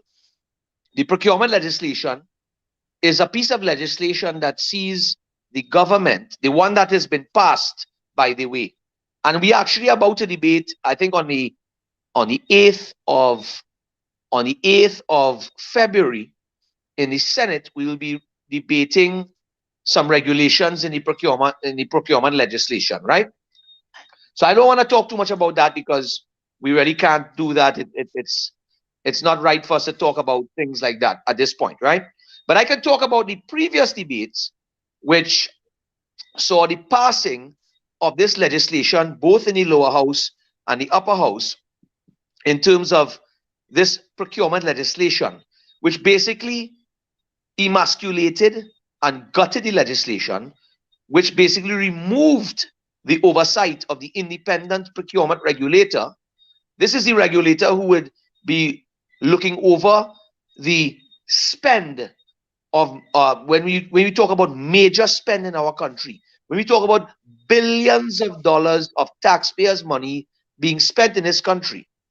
You do not want to leave that to the hands of politicians to spend that money without there being some proper fair tendering process or without being reviewed by the independent, listen to the word, independent procurement regulator. That's a guy who will question the government as to why you are about to spend $600 million on two on 2 Coast Guard boats when you don't need them. For instance, those 2 hostile vessels that cost the government of Trinidad and Tobago $600 million. After members of the government stated that the Australian government was providing a grant. Now, we know a grant is something you get for free. You will agree with that, right? But when we realize that the NO grant is a loan they take, and the loan must be repaid by the government of Trinidad and Tobago, and by extension, the taxpayers. And we could question whether the 2 vessels were worth 600 million or not. But we really cannot put any validity to the value, because it was done by the Prime Minister and the then National Security Minister going down to Australia and negotiating this deal. And the independent procurement regulator was not involved in it. And all of a sudden, we have 2 boats that cost $600 million that was not requested by the Coast Guard of Trinidad and Tobago. The Coast Guard of Trinidad and Tobago had, when the UNC demitted office in 2015, had the best and most efficient and largest fleet in the English-speaking Caribbean. They had a number of vessels, small OPV vessels, etc. The problem was not vessels. The problem was not equipment. The problem was they did not have sufficient fuel, diesel fuel, to run these vessels. They had the manpower, but they didn't allocate the manpower properly, and they did not keep up with the service level agreements and parts, etc., for these vessels. And before those 2 hostile vessels for 600 million arrived in Trinidad and Tobago, the previous Minister of National Security had sent those vessels to be the Daman vessels. There were 6 Daman vessels, small OPVs, had sent them all to be refurbished and so on, and they came back to Trinidad. And these Daman vessels had the exact same capabilities, if not better capabilities, than these 2 hostile vessels that we spent $600 million for. But yet we have the Prime Minister of Trinidad and Tobago, as well as Ethelbert Hines, standing up and saying that we now have the silver bullet to stop the illegal entry of illegal immigrants into Trinidad and Tobago. Yet, since these 2 hostile vessels have entered Trinidad and Tobago, we have not seen them on a consistent plan of patrolling and scouring our coast, and those 2 vessels have been merely reactionary. So something happened, they throw some fuel in, they run the vessels out. But we have not seen the vessels, these $600 million for 2 vessels, along with all the other vessels that we have, on a constant patrol of our shores. Now, I real digressing here, guys, but I'm just trying to show you that when you gut and emasculate one piece of legislation, such as the procurement legislation, you are removing the oversight of independent bodies who are really the defenders of the taxpaying money of Trinidad and Tobago. And you are putting the power into the hands of politicians to decide where your money is being spent. And right now, we have $600 million in 2 vessels sitting down in Chagaramas, right there in Stobles Bay, and they are not patrolling effectively and efficiently because there's no fuel. When there was a dead body found, or when there was they were looking for some fellas, a person who had drowned in the south of Trinidad and Tobago, and fishermen found the body washed up on the shore. They called the Coast Guard, and the Coast Guard, there's a video, I could send all the video. There's the Coast Guard say, the fella say they call the Coast Guard, and the Coast Guard say they don't have the fuel to come down. So I'll just secure it, and the police will come on the beach and secure the body. So this is the situation. This is one example amongst a number of other examples. But Senator Leiter, I want to say this here. Think about this, right? I hear you. But you know something? the citizens of Trinidad and Tobago was clamoring, saying that we don't have no Coast Guard boats, we don't have no ships, we don't have nothing, right? I understand the issue with the cost, but now that they have the boats, we shouldn't say that we didn't need them, because the citizens was clamoring for them. Because maybe the citizens don't know what else we had there, but they were clamoring. And Gary Mabia, Go ahead. weren't you You're one of missing those, the Gary point, though. Mabia? Go ahead. I'm here. You hearing me? Yeah, Gary Mabia, weren't you one of those people who saying we needed that? Hello. Yeah, Gary, I talked about we had 6 vessels sitting there. This is the point he's making. Had 6 vessels sitting there that were fully capable and even better. Right? And they refused to utilize. All right. So if you give me a 3 minutes, I'll get it run. Go ahead, Damian. Go ahead. I will educate you. All right. When Kamala Prasad Bisesa left office in 2015, there were 6 Daman vessels. 2 of these vessels were what you call utility vessels. They were all the same size vessels and scope and spec and so forth, right? But 4 of the vessels were meant to be patrol vessels, small OPVs, not the big OPVs that Manning was buying. That I think when I first came on your program, some fella come and tell us how we cancel OPVs. But the OPVs we canceled, by the way, let me just state for the record, the company that was supplying those OPVs failed in the contract. There were technical issues with those boats. And those vessels were meant for very far range patrol. So way out in the ocean. And the amount of fuel you would have to use to put one of those OPVs that Manning was purchasing. But if you don't have the fuel to run these smaller ones, you got the fuel for that. Them would have park up and rot. And that was a couple of $1 billion in vessels. Which now we definitely need the smaller vessels to respond more. So the smaller vessels, which were the Daman vessels, sorry, let me pronounce it properly, Daman vessels, there were 6 Daman vessels purchased. 4 were patrol vessels, each of which had interceptor vessels on them. An interceptor vessel is one that you can, you remember you're moving around in these small OPVs. If a drug boat flying by, you can't run after them in one of those OPVs. So you have to have these interceptor vessels, which are these small speed boats. Yeah. I know what you're talking about. Them down, right?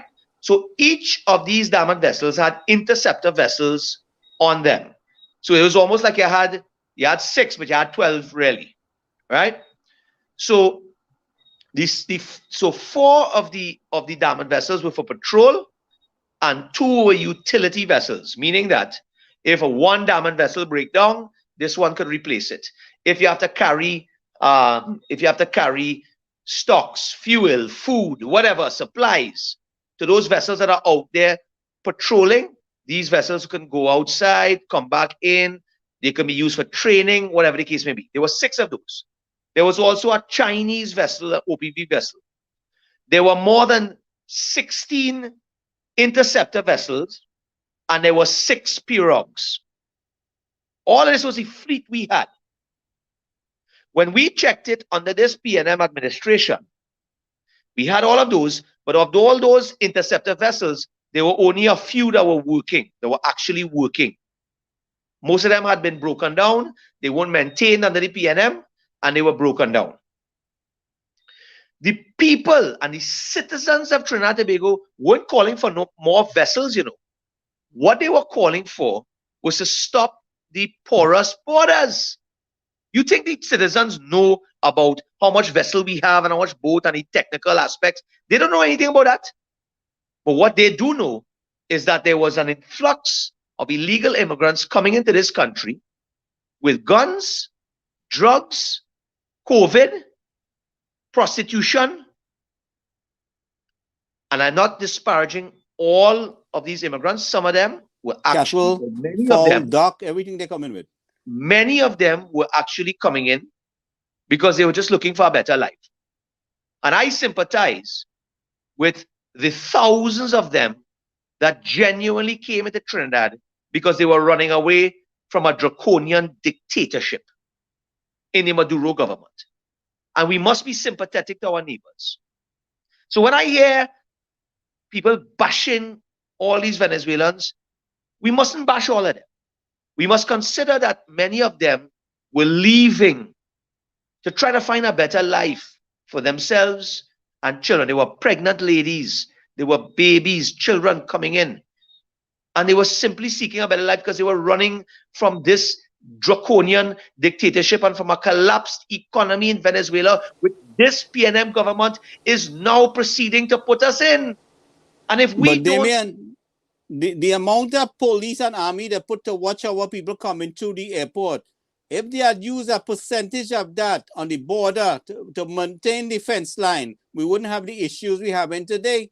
And this is what I'm saying. The deployment, the management and the deployment of resources. And when I take myself back, when this COVID pandemic had started, and when I went into the Senate, I was one of the biggest advocates for the citizens of our country to be able to return to their land, the land of their birth, the land of their citizenship. This PNM government was taking away the constitutional rights of citizens of this country and stopping them from returning to their own country, locking them out, many becoming paupers, many having to resort to all means, and I mean all means. Some I don't even want to talk about because they're so disgraceful. We know. Well, you could ask Diana. Diana know what some of it. We some know of the things that that these there girls were have to women do. we know that there were women and young ladies who had to do all types of things to survive when this brutal government locked our citizens out of our country through our airports. Yet we had thousands of illegal immigrants coming into our borders on a daily basis. Come on, we cannot discount that. You have to be blind if you're living in Trinidad and you did not walk into a bar, walk into a restaurant, walk into a store, a supermarket, and you question yourself if you're in Trinidad or if you're in Bogota or if you're in Caracas. You had to be totally blind or drinking Balazier juice. Did not accept the fact that we had a government that shredded and ripped the guts out of our constitution by preventing citizens of our country from returning to their native land that they so desired. People lost their jobs. People lost their businesses. People lost their homes. People lost their dog, their girl. All kind of people left. Some people lost their lives too.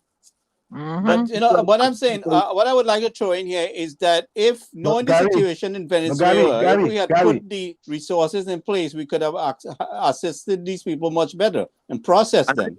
And I'm saying to you that while we were locking our citizens out of our country, and I could send you, Gary, about 10 talk show I went on and newspaper article of me talking. Basically, at the time the media was blocking us and it wasn't letting us be heard.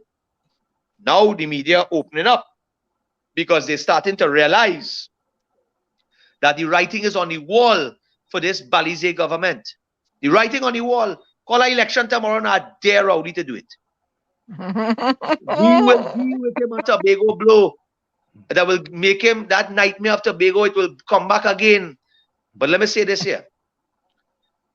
If we had put the energies... 2 more minutes, Senator Leiter. 2 more minutes. 2 more minutes. All right. Yeah. So if we had put the energies and the resources that we did into locking our citizens out, into putting fuel into the boats that we already had, into the resources we had with the Coast Guard. The Coast Guard is not to blame, you know. They had the resources.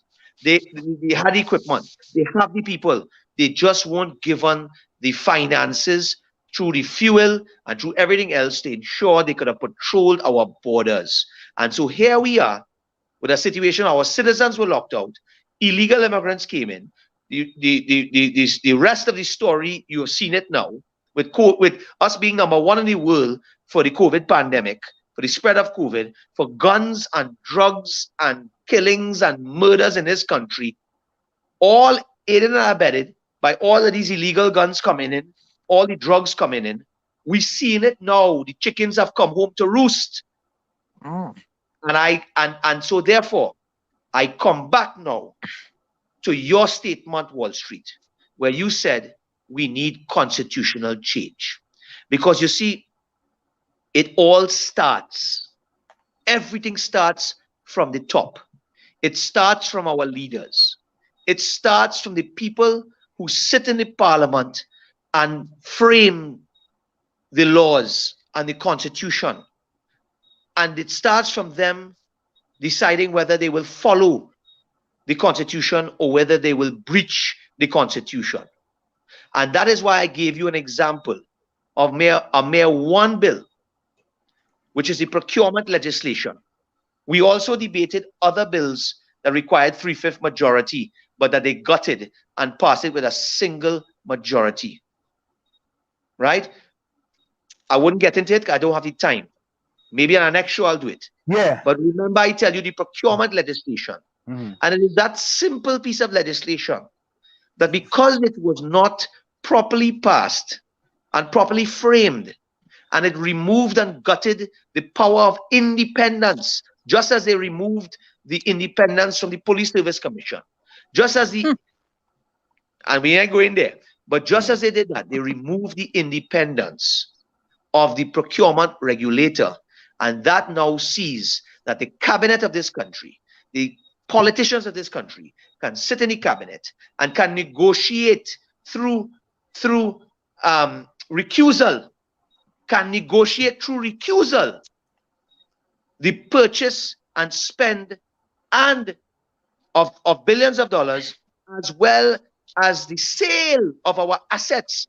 I would like to come on the show the next time and talk about the debate I did, which is a very simple debate that nobody paid too much attention to, but it was the repeal of the livestock and livestock product bill, which saw this government trying to close the livestock board, which is a board that had the oversight of all the farming assets of this country. You see, we don't look at those things. But you know, Senator, we will definitely give you the time to come here in the village and discuss that. Yeah. But then before you go, any closing words before you go? Well, before I go, I mean, I didn't get a lot of time. I mean, normally I spend about 2 hours, so I feel like Yeah, let's reschedule as soon as possible. Let me know. I'm feeling as gutted as that procurement legislation tonight. It's to be continued. To be continued. But I know that I have family in the village, and I know that I could come back here at any time with my family. Correct, and right. I know that we could have these open conversations. Yes. And I know that this village and this radio station and these group of people who represent all creeds and races. Look at us. Look at us here tonight. Let me close with look at us here tonight. Look at us here tonight. That's what it's about. We have our Portuguese, mulatto, French, Dutch, wherever sitting with you. Abejan, don't forget the Bajan. We have the Bajan mix up too, you know. The Bajan don't forget the Bajan, you know. Don't forget the Bajan. A Kalalu Bajan. I ain't reach you yet, Diane. Hold on. Right. We have a African from Lavanti, right? we have a Trini Bajan who does write poetry. Look at how beautiful and diverse our country is. Yep. Look at the talent we have in our country. And look at how, if we could only act responsibly, despite our political predisposition, despite our political choices, despite our ideological choices, despite our race, religion, creed and culture, despite all of those things, we could come to the village here. We could have open conversation, right? And we could do it in a mature manner, which I consider to be the only way we can rescue Trinidad and Tobago from where we are heading today. And if more media personalities, if more politicians And if more citizens of our country can have this level of maturity, can you imagine how sweet TNT will be? Love all of you all. Thank you so much. Thank you so much, Senator. Take care. Always a pleasure. Thank you, brother. I Right, want you coming back That's a soon so nice, we a can good continue this weekend to you. discussion. Make sure you Take listen to the editorial coming up at the end of the show. I will. All Thank right. you very much, guys. All the Bye-bye. best.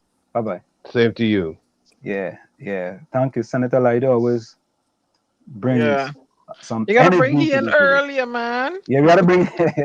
I know what guy doing. Yeah, he had a hectic schedule, so I couldn't get him earlier. But we're next Hey, week. let me quickly go through some things here in the chat quickly.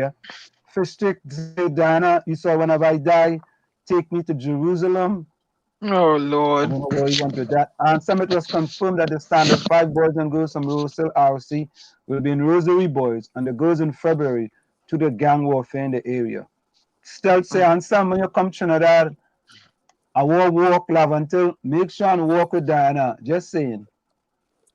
Who's the mayor of Newark now? That's is it Ras Baraka? Ras Baraka. Ras Baraka Ras is the mayor. Baraka. Mr. Rambally, is there any plans? I said that Eugene Julian said it's going to be hard for Jarvis to leave TNT. Yeah. But some countries would take him as a amnesty, like being treated badly, like the Netherlands. Yeah, Anderson, you certainly have problems with ISIS. She's looking to get US dollars. Can we continue on another topic? Fistic, crime terrible, and the army not out patrolling. They're supposed to set up police booths with a distance in each area. Eugene Warner said, Jack Warner under the UNC. I Mulligan just came in. He said, good night all. I Mulligan, good night to you. I think I'm Joan Jadubia, good night. Rose, good night. Carice, good night as well. Eugene Julian way said, Jack back in Warner the chat. Who's that? No. You way back. No. These are comments that these are comments that I go back and read. Oh, because are you way back? No, but I have an opportunity to save them to come back and read them. Jack Warner under the UNC introduced the shot spotter technology. Thank you, Julian. True. I Mulligan said that drug bust in Trin City with Chinese national with 8 million worth of ketamine is interesting. Police said it was part of a human trafficking date rape drug, but it's used for depression via doctor. Kapiza, welcome. PNM Johnny Sukram made an anti-gang law. Kapiza also asks, is there jammers at Golden Grove? Yeah, and anybody have been in prison? No. We don't plan on being there. Nobody has been in prison. Eugene Junior said, Gary, there's an SRP branch. Is that what? SRP branch. What is that? Special Reserve Police. Special Reserve Police. Oh, Gary, so Eugene was telling the Special Reserve Police branch. So he's trying to tell me, we don't need auxiliary. Right, auxiliary, but that's a different thing. The SRP has something to do with the auxiliary. So the auxiliary could be more supplemental because we lack the manpower in the native situation, and the auxiliary will be a municipal police patrol that will remain in their constituency and not out of their constituency. And they will have to deter and collaborate with the police force. All right. I Mulligan says our local infrastructure is a mess system-wise. When the place gets cleaned up, people will have a sense of pride. That is not happening. Hailey says, you're going partner. What we need to do is form an organization within the Caribbean where police officers can be hired from other islands to help clean out corruption because citizens from Port of Spain cannot be police in Port of Spain. I think that's a good idea. That's why I always say. That's why I say not just police and not just security, but in other respects too. We need a true Caribbean unity. Yeah. Every other 2 weeks, Hailey has come up with a good idea. Yeah, but we have some resources right under our nose that we're not utilizing. We can't even manage what we have. Yeah, hold on to it. Let me run through these things real quick. I Mulligan says TNT is a paradise, but these crooked parliaments want to make it live in hell. We need to take control, but it's challenging with the weak politicians who have a private agenda. Hailey says, hiring someone from, let's say, Beetham to be a police officer in Laventille is not working, will not work. Too much bad blood amongst them, two neighbors. But I gave you 10 points and I take it away. Because in this country, they want police from their communities from the community because they have a concern and care for their community, and they want better where they live. So Ali, I take away your 10 points. That's a different thinking. Well, in the situation with Trinidad, we have to have a mixture of people from and from not because of the it's okay. corruption, it's okay, but we the need to drug have flow. It's okay to have the mix, Gary, but you want to emphasize that people who live in the community who have a concern and a love for where they live. That is something we definitely will take a deeper interest. But because they do that here in our community. So Lana says anytime Beetham and Laventille unite, PNM go have problems with vote. All right. Joan Jadu. So why are there division between Beetham and Laventille? Now I understand it seems to be that Beetham has quite a bit of UNC support, which I did not know really was very genuine. Is that a problem? Is that what's causing the problem? Or did they become UNC because they felt neglected? You know what worries? Hold up, let me just finish through these things here. But Go Jacob, ahead, finish. Natskek say, but Jacob didn't even make a top 4 in the merit list. How he get there? No, he was I think he was the highest in command when they put him there. He didn't even apply. Yeah, it really. Mulligan said it really does not appear song like the PNM keep using the UNC as an excuse for not moving forward. They are pulling us back developmentally, big money on pet project. Mulligan, I want to agree with you because they blame the UNC for them guys protesting on the Beetham too, and I don't see that blame. Wendy, you don't have to apologize for anything, Wendy. In the village here, you come, you have ideas, you talk about your ideas. Don't worry yourself, you're safe. Joan Jadubia, good night. Lana says, Senator, remember last time I spoke with you in the village, I told you PDP painting Tobago green like a Zabuka. Yeah, boy. Only Albert Montana says, I'm listening to you all now having a Johnny Walker gold and coconut water. Right. Go, Albert. Yeah, Albert. All right, now you're showing off, partner. Show off, man. Show off, Zante. You still say, yeah, boy, handsome. How that snowstorm coming for you? Where you back in time zone? Where you was? Snowstorm come already, boy. It's here. Hey, Lana, Albert, Lana said coming. She loves saltfish and bake. Not bake and saltfish, saltfish and bake. Right? The 6 of the citizens wasn't asking for any new boats. Fish stick. All right, that is the day, fellas. We have plenty more new things. But go ahead, Gary. Go ahead, Tommy. But I was saying, and I'm saying it again. The reason why we got Iwatsky and Gibbs is the same reason why we got GG. Is because them was a waste of time. It was and then again, the system. We're talking about the system. We know that if we pick the cream of the crop, and if we do the right thing when we say we have the commission doing a job, and you're negating the commission's effort, you're gonna get that kind of. So basically, the system or the playbook that they're using it's flawed. That's what I said. It's terrible. It has nothing to do with system and playbook now. Is the people within the system is corrupt and wicked. Same difference. Okay, that is the system we deal with. Is the people within the system. The ingredients within the pillar was no good. But listen, Ellis, I could never agree with this. Me personally, I salute those persons that stormed the White House when Trump was president.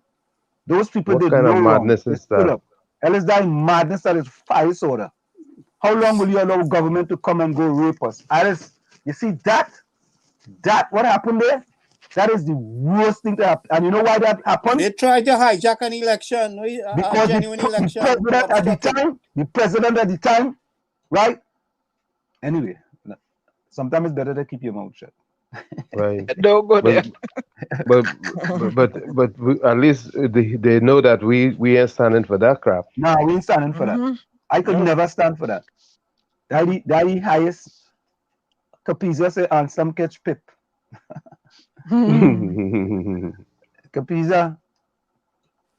does. And Sam, I don't think you're grasping what Damien was telling you about those vessels. We got to discuss that more in detail. Yeah, we will discuss it in detail. No problem. Yeah, because the 6 vessels sitting there and not utilized. All right, so listen. I want who put closing comments the last time? Let me see. Ray Stelt. Who put closing comments last time? But where did people go? Ellis right. came back in. He made. He put closing comments last time. No, he wasn't in a while. No, I think he put last time. Ray Stelt, my dog.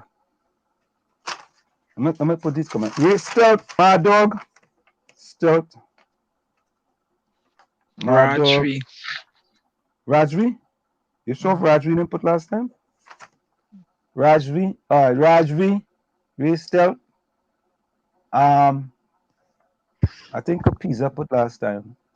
Who's Nicholas Anthony Williams? Nicholas Anthony Williams. That's a new person. That's the guy from the PDP, the Democratic Patriotic Party or something like that. What is him? All right. Nicholas Anthony Williams. Put closing comments in the chat. Stelt, my dog, Nicholas Anthony Williams, and two more. Ray Stelt. Ellis, I think Ellis put comments because he just joined us. Anthony Williams. Would they have two Anthony Williams here? Two Anthony Williams. Well, Anthony Williams, Jr. and Senior. Or they put comments in the chat. Put comments. Put closing comments. Anthony Jr. and Senior. Good. I don't go all the way back, boy. John Jadube, if you're still there. Put closing comments in the chat. And last one more. Who is this one more here? I think we had Capiza last time. All right. And Lana, put closing comments in the chat. Lana.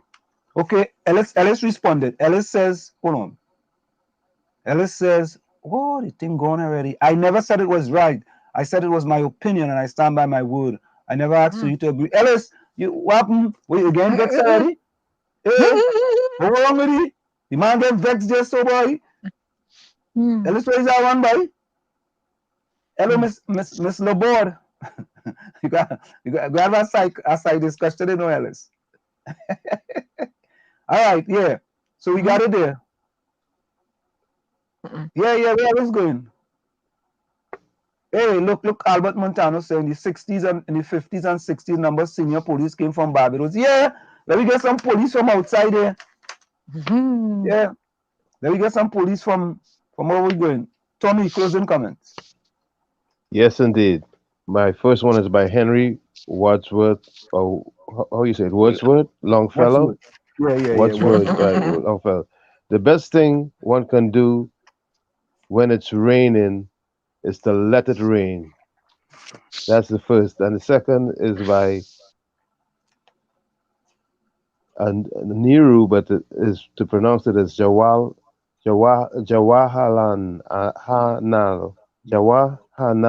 Nehru. It says, fear builds its phantoms, which are more fearsome than reality itself. A pleasant good night to each and everyone, and it's been a pleasure being here in the village tonight. Enjoy the rest of your weekend. Look forward to talking and being with you on Tuesday, God willing.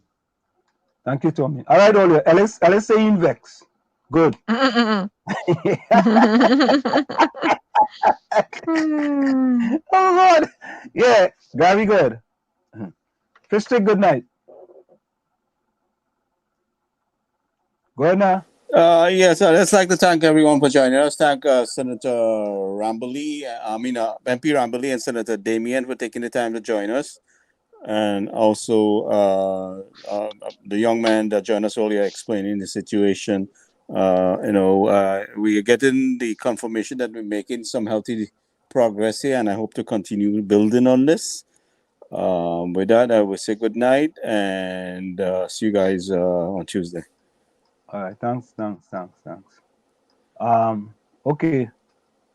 So, folks, Martin Luther King says the ultimate tragedy is not the oppression and cruelty of bad people, but the silence over that by good people.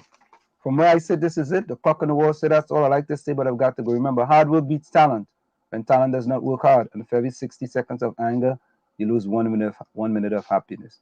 And we had a gas song before we go.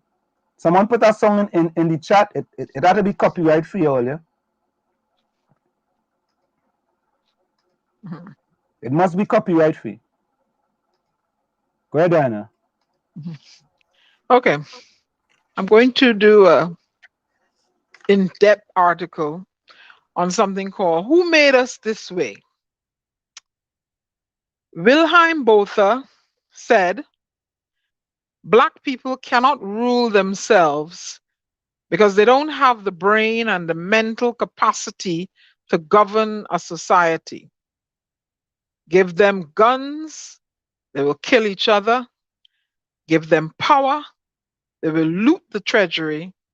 Give them independence and democracy, they will use it to promote political tribalism, ethnicity, and bigotry. Has Botha been proven wrong in Trinidad and Tobago?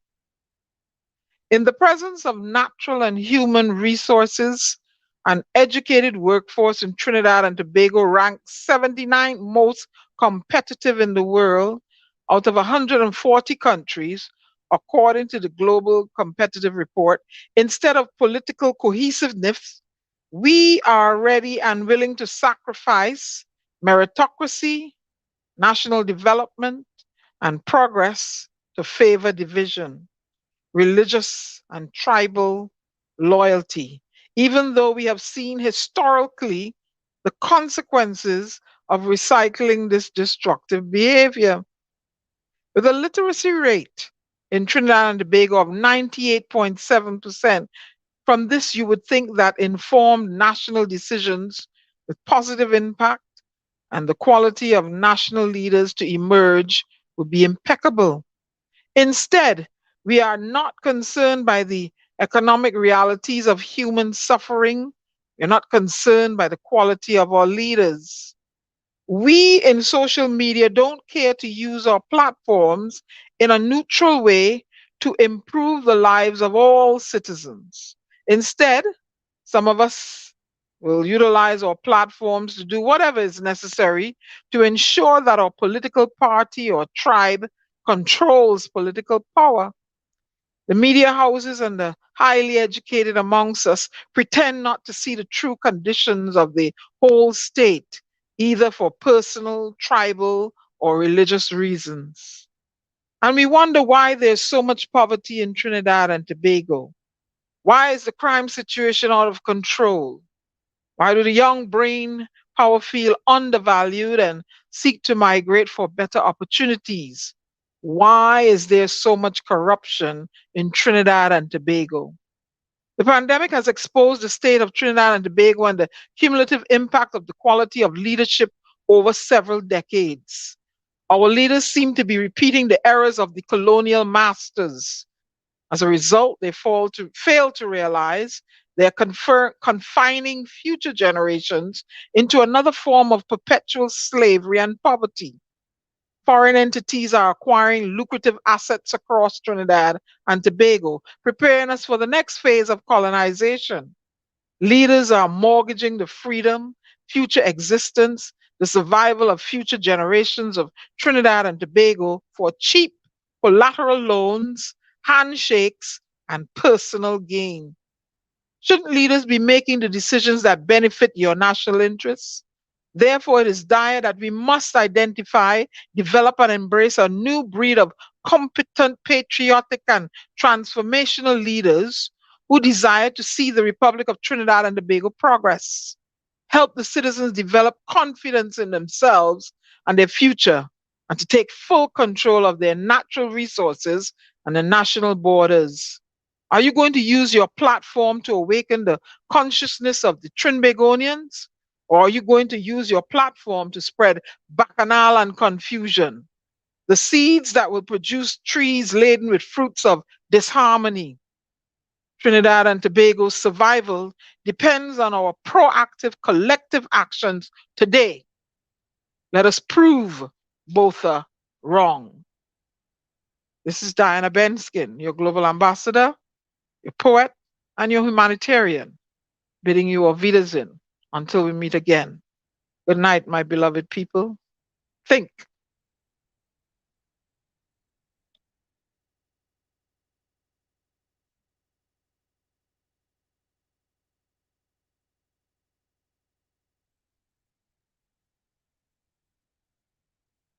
Another one out the park by Diana Benskin, boy. Diana Benskin, you hit that one for 8, not 6. Okay. You got 8 for that one. You guess. Hey, what a good night. Joan Jadubia, we have a song by Black Stallion coming up here. Rajvi, we go get Mighty Trini Tuesday. All right. So posing comments by individuals in the chat. The first one is highly self-inflicted wounds comes with the fight for your freedom and justice. Good night. Good night to you as well, Hailey. Good night, Eugene Julian, my partner in Maryland. That is where he is. Tommy, that is where he is? Eh? Tommy, go on. Tommy, go on.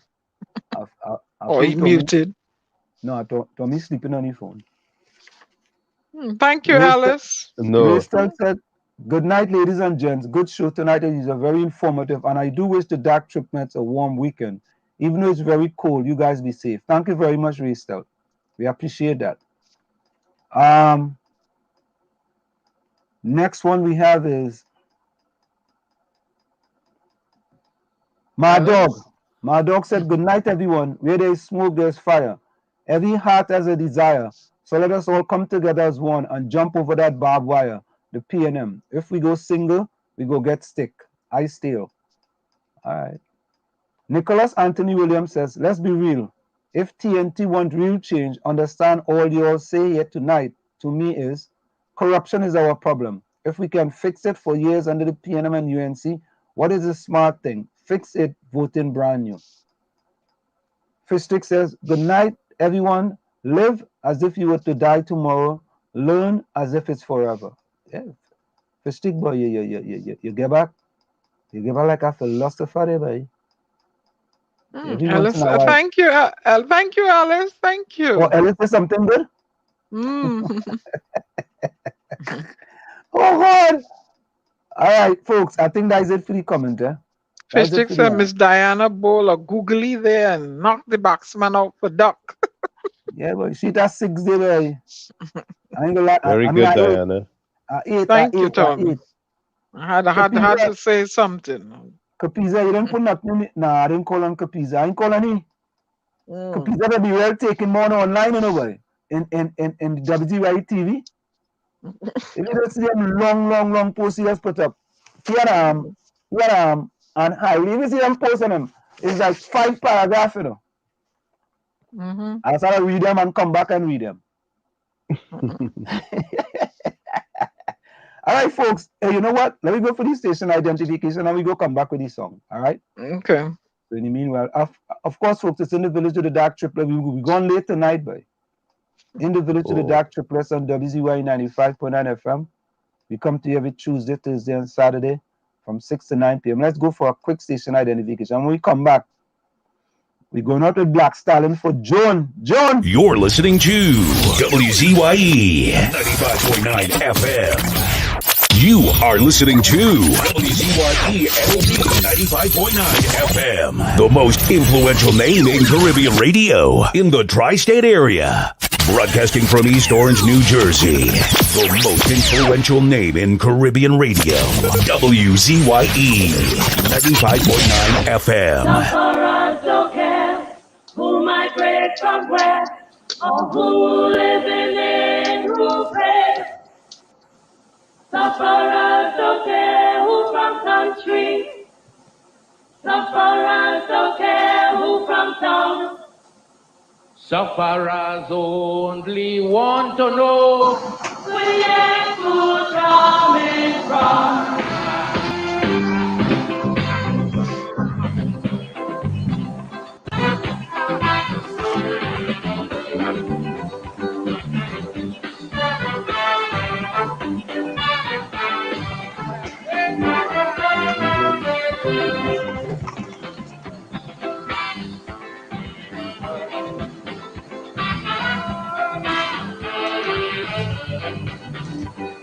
That's one for all them racists. That's one for the racists.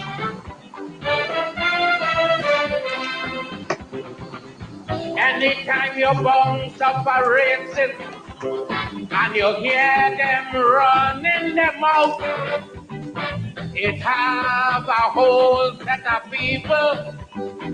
Don't care what they talking about.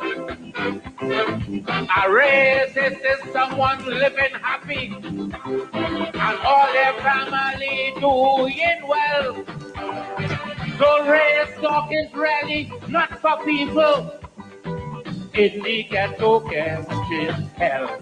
Now tell the racists, sufferers don't care about color.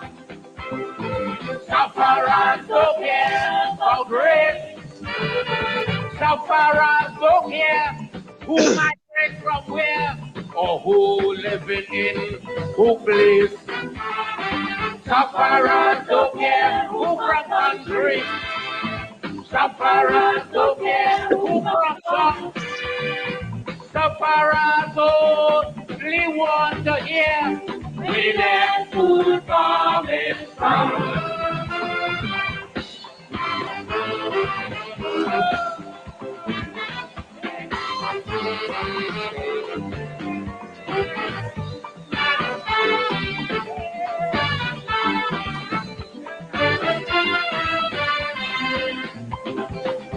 Get up early next morning, go down in the 10 days yard.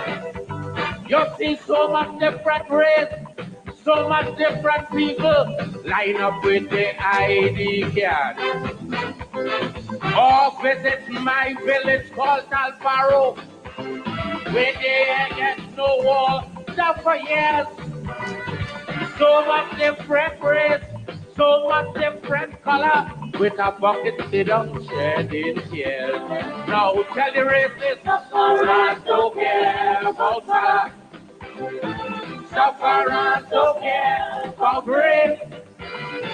Sufferers don't care who migrate from where or who living in who place. Sufferers don't care who from country.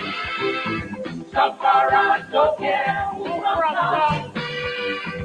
Sufferers only want to hear what where their food coming from.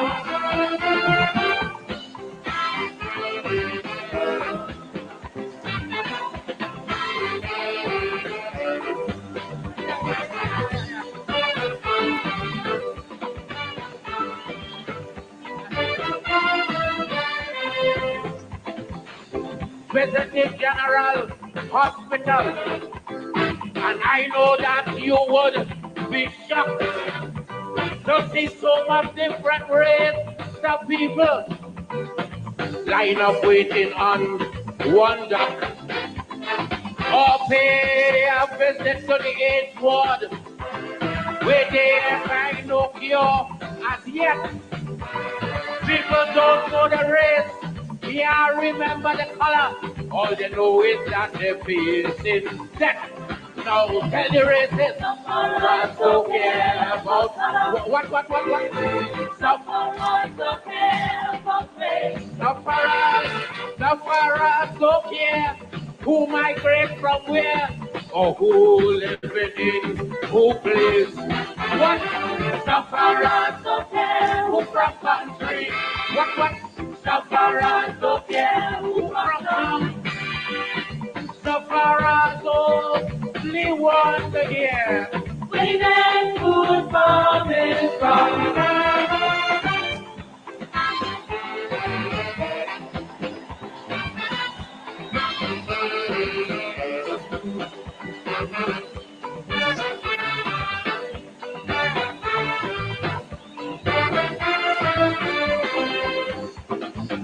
Racist is someone who has something that they want to protect. So they will always keep on talking the race talk till the day of the death. But for people, we have nothing. Don't know where the next meal coming from. So I want you to go and to tell all the racists, suffering makes us one. Tell the racists, sufferers don't care about race. Sufferers don't care about race. know. Sufferers don't care who migrate from where or who living in who place. Tell the rapist. Sufferers don't care who from country. Sufferers don't care who from town. Sufferers only want to hear what the next food from it. One more. Sufferers don't care about fire. Sufferers don't care about rain. Sufferers don't care who migrate from where or who living in who place. Tell the rapist. Sufferers don't care who from country. Sufferers don't care who from town. Sufferers only want to know the next food from it. Love you. Sufferers don't care about rain. Who migrate from where? Sufferers don't care.